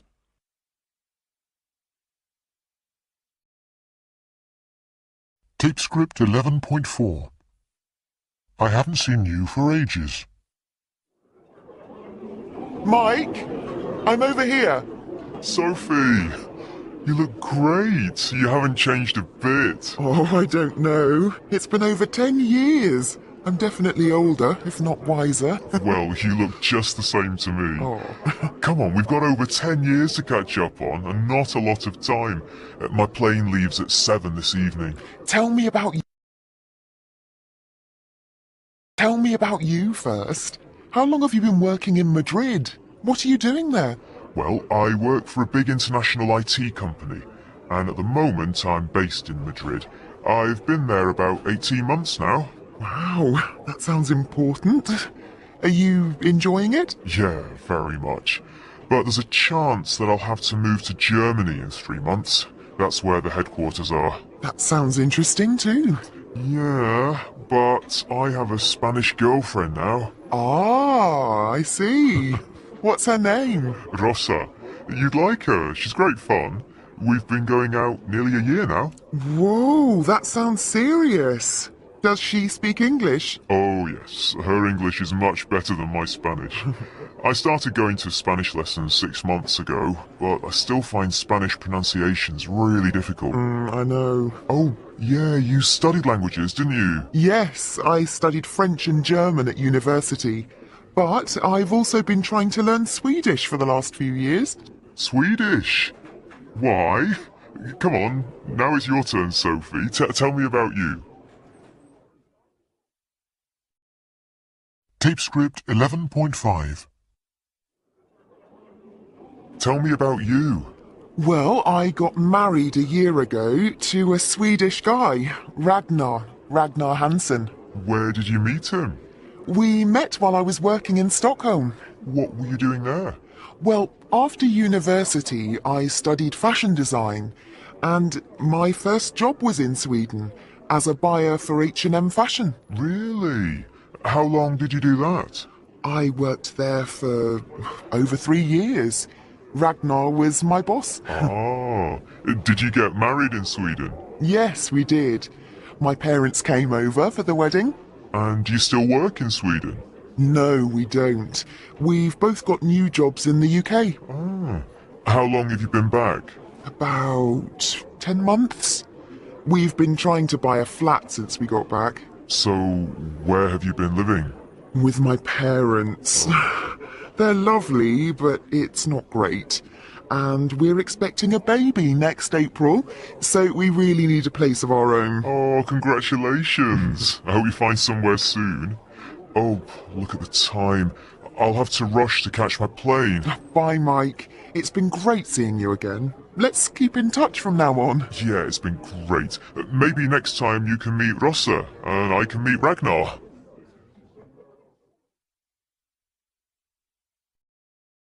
Tape script 11.6. Alison's life. I didn't marry until quite late. I met Ben when I was 30, and we didn't marry until I was 33. That was in 2006. We got married in a church near where my mum lives. I had been engaged before that to another boy, Mark. We'd been together over 10 years, since school in fact, and I think we just got bored with each other. Ben and I had a great honeymoon. We toured America. We were away for 3 weeks, and soon after that I found I was pregnant. That was Ellen, our first baby. She was born the year after we got married, and 2 years after that, in 2009, we had the twins, Tessa and Tom. They've been keeping us busy ever since. I'm exhausted most of the time, but they're great fun. I'm really glad I married Ben. He's a great dad. I want it to be forever. My mum and dad divorced when I was just 13, and I don't want us to do that. Tape script 11.7. Good news, bad news. 1. My wife had a baby last night. Congratulations! Was it a boy or girl? A boy, William James. How much did he weigh? 4.1 kilos. Oh, a big boy. How are mother and baby doing? They're fine. Oh, that's wonderful. Give her my love when you see her. I will do. Thanks. 2. Alfie and I have got engaged. That's fantastic news. Congratulations. Do you like my ring? Wow, diamonds. It's beautiful. When's the wedding? We're thinking of getting married next spring. I hope I'm invited. Of course you are. I want you to be a bridesmaid. Really? I'd love that. I've never been one before. 3. Have you heard about Bill and Josie? No. What's happened? Well, they've been having a tough time recently. I know, they haven't been getting on well at all. Well, they finally decided to split up. Oh, I'm so sorry to hear that. What a shame. Yes, I always thought they were so good together. 4. We lost Grandpa last week. I know. Your dad told me. I'm so sorry. He was a lovely man. Everyone was really fond of him. He and Grandma were together nearly 60 years. That's incredible. How old was he? 88. And how's your grandma coping? She's okay. She's got her family around her. Well, I'm sure you all have wonderful memories of him.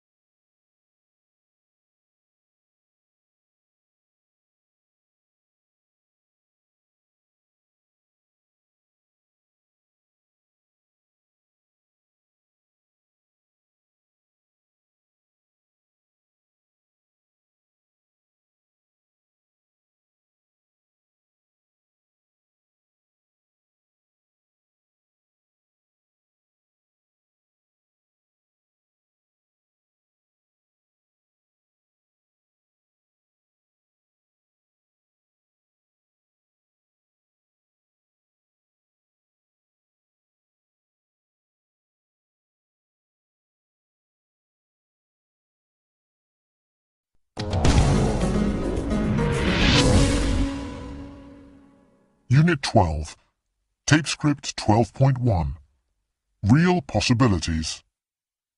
What are you doing this weekend? If the weather's nice, we'll go for a picnic. Ooh, sounds nice. Where to? Not sure. We might go to the park, or we might go to the country. Well, I'm sure you'll have fun. Tape Script 12.2, 1. What are you doing this weekend? If it's sunny, we'll go swimming. Ooh, sounds great. Where to? Don't know. We might go to the outdoor pool, or we might go to the river. Well, I'm sure you'll have a good time.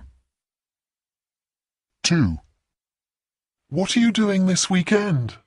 Well, if it rains, we'll go shopping. Sounds a good idea. Where to? Not sure. We might go to the high street, or we might go to a shopping centre. Well, I'm sure you'll enjoy it. 3. What are you doing this weekend? If we have time, we'll see some friends. Sounds good. What will you do? Don't know. We might go to a restaurant, or we might just go to the pub. Well, I'm sure you'll have fun. Tape Script 12.3, Going to and might. 1. What are you going to do after school? I don't know. I might go home, or I might go into town. 2. Where are you going on your next holiday? I'm not sure. I might go to Spain, or I might go to Turkey. 3. What are you going to study at university? I haven't decided. I might study languages, or I might study business. 4. What are you going to buy Jane for her birthday? I'm not sure. I might buy her a t-shirt, or I might buy her some makeup.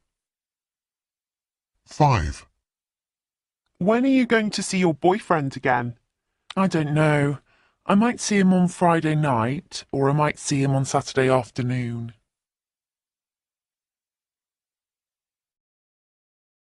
Tape Script 12.4, Tara and Ben. 1. Tara. When I leave school, first I'm going to have a few weeks' holiday. I'm going to see my brother in Italy. Then I'm going to university. I'm going to study economics.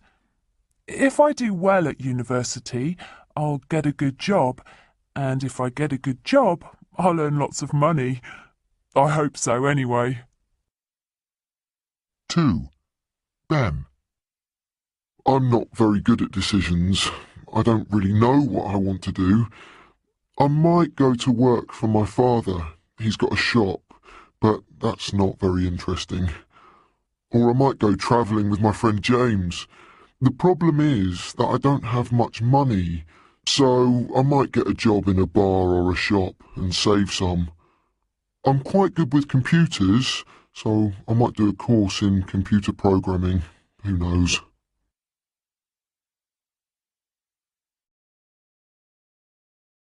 Tape script 12.5.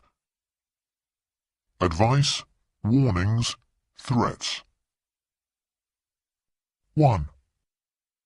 If you take these pills, you'll feel better. 2. If you eat junk food, you'll get fat. 3. You'll fail your exams if you don't do your homework. 4. Careful! If you touch that, you'll get an electric shock. 5. If you don't do what I say, I'll kill you!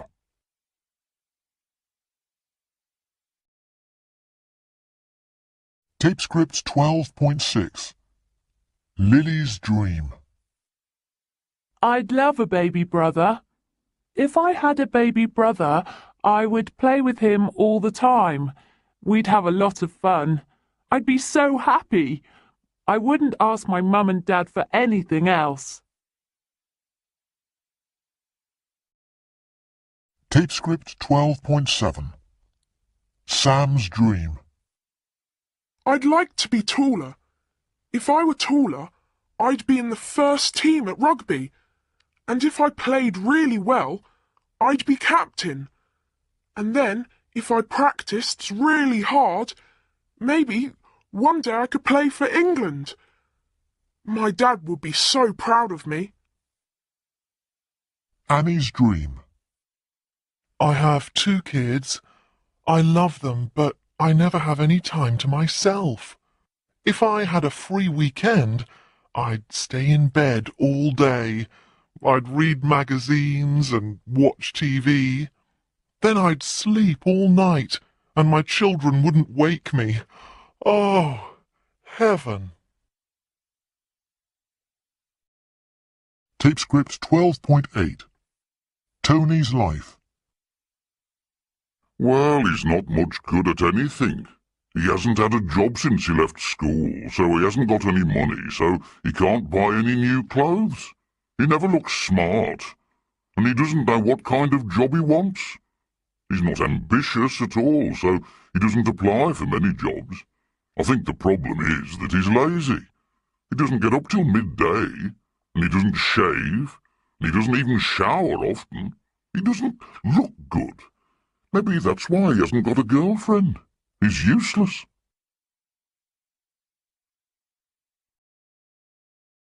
Tape script 12.9. If Tony had a job. If Tony had a job, he'd have some money. If he had some money, he could buy some new clothes. If he had some nice clothes, he'd look smarter. If he was a bit more ambitious, he would apply for more jobs. If he weren't so lazy, he'd get up before midday. If he shaved and showered more, he'd look better.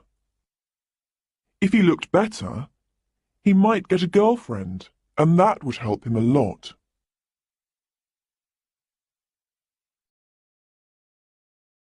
Tape script 12.10. 1. Jimmy's problem. Amy, can I talk to you for a minute?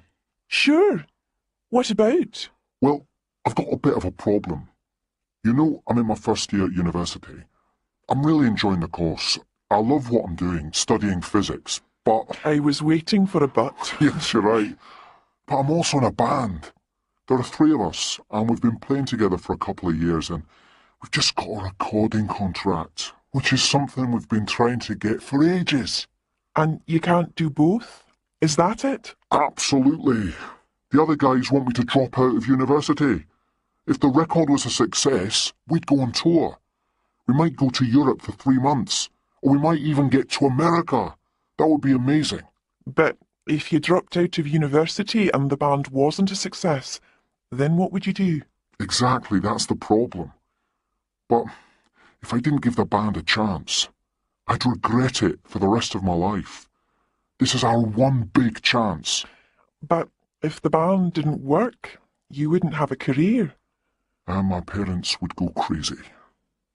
Amy, help me. What do I do? Well, I think you should try with the band. If it doesn't work, it's not the end of the world.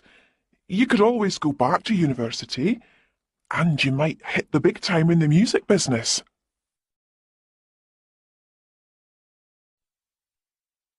Two. Fiona's problem. Jenny, you've got to help me. What is it? Are you all right? Yes, I'm fine, but I'm having terrible boyfriend trouble. What, with Sam? I thought you two were fine. We are, sort of. I'm very fond of Sam. We've been going out for over a year, and we do things together, but I've met this guy at work, and he's asked me out, and I don't know what to do. Wow, this is sudden. Well, not really. The thing is, everyone thinks that Sam and I are a couple and we're going to get married. But for me, Sam is more like a brother. I can't marry him. If I married Sam, I'd be so unhappy. But if I broke up with him, he would be heartbroken. I don't know what he'd do. But it sounds like you have to say something. If you don't tell him now, it might be worse later. Who's this man at work? Well, he's really lovely. His name's Harry. He's my age, and he's very good-looking. We work together, and it's such fun. He really makes me laugh. He isn't pushing me to go out with him, but... But you'd really like to. I know. And if I don't say anything to him, he might think I don't like him. So what do I do? Well, if I were you, I wouldn't say anything to this guy at work yet. Be nice to him, but don't encourage him. But he might go out with another girl. If he started going out with another girl, then you'd know what sort of man he was. If he likes you, he'll wait. But you have to talk to Sam first.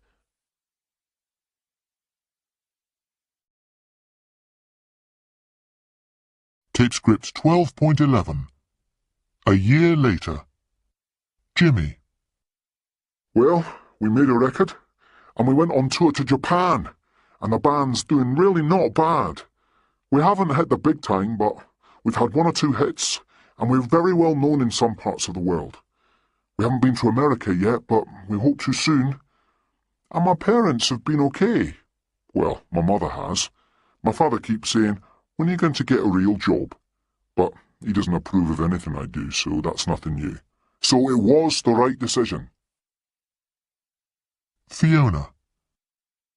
Well, I told Sam, and in fact he was fine about it. He also said that he thought we were more like brother and sister. I was quite upset that he wasn't more upset. Anyway, he was all right about it. And of course all our friends said that they had seen this all along. So, I broke up with Sam, and it didn't work out with Harry at all. It turned out that he was engaged to a lovely French girl, and he was just being friendly with me. So I got the situation completely wrong. Never mind, I'm single, but that's fine. I'll just see what happens.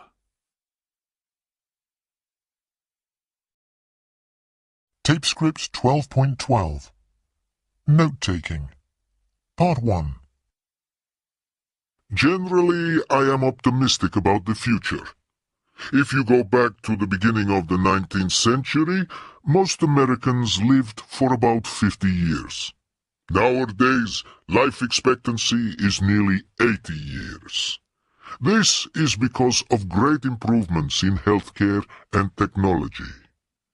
There's no reason why this won't continue far into the 21st century. The world has changed so much in the last 20 years. We have DNA, microchips, and the internet. We must teach people to use this new technology. I believe that one day everybody will have computers and access to the internet. For over 2,000 years we have tried to understand our environment. Now we are beginning to control it as well. We are learning how to control the weather, and one day we'll learn to control earthquakes and volcanoes. Eventually, illness and disease will not exist because we will build new body parts, new livers, kidneys, hearts, lungs, like spare parts for a car. People say world population is an increasing problem, but if people become more educated and richer, they won't need or want to have so many children, and the population of many countries will decrease. I believe that one day there will be a world government because the resources of the world will have to be managed at a global level. We need to make global decisions. We already have a world language called English, and there is now a worldwide communication system called the Internet. Tape script 12.13 Part 2. I do have some reasons to be pessimistic. I think people will remain fundamentally the same. There will always be stupid people as well as intelligent people. There will always be cruel people who want to fight and wage wars. There will be people who don't understand that we have to look after our world, our forests, our oceans, our atmosphere. There will certainly always be people who think that money is everything. We have the technology, but we need the wisdom to go with it. Tape script 12.14 Prepositions 1. It wasn't an accident. She broke it on purpose. 2. What's for dinner? I'm starving. 3. He isn't in the office this week. He's away on business. 4. When you go, keep in touch with me via email. 5. Transport workers are on strike for better pay. 6. I don't need other people. I like being by myself. Tape script 12.15 Thank you and goodbye. 1. Well, it's late. I must be going now. Thank you so much for a lovely evening. My pleasure. And the food was delicious. I'm glad you liked it. I hope you get home all right. Bye. Bye, and thanks again. 2. Thank you so much. It was so kind of you. That's all right. I'm so grateful for all your help. Don't mention it. Would you mind helping me with just one more thing? Of course not. No problem. 3. I hope you have a good flight. Who's meeting you? My sister Sarah. Remember to give her my love. Will do. Okay, it's boarding. I have to go now. Bye. Right. Look after yourself. Bye. 4. Thanks for having me. I really enjoyed staying with you. You're welcome. It was a pleasure. Come back and see us again sometime. That's very kind. Maybe next year. That will be lovely.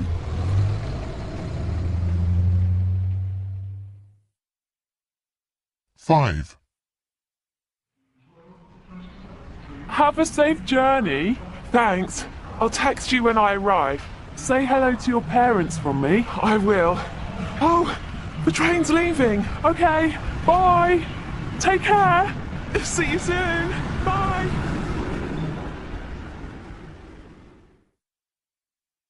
Six. Goodbye, and thanks for everything. It was great fun. I really enjoyed being your teacher. We learned such a lot with you. Thank you. Good luck with your English. Keep practicing. We will.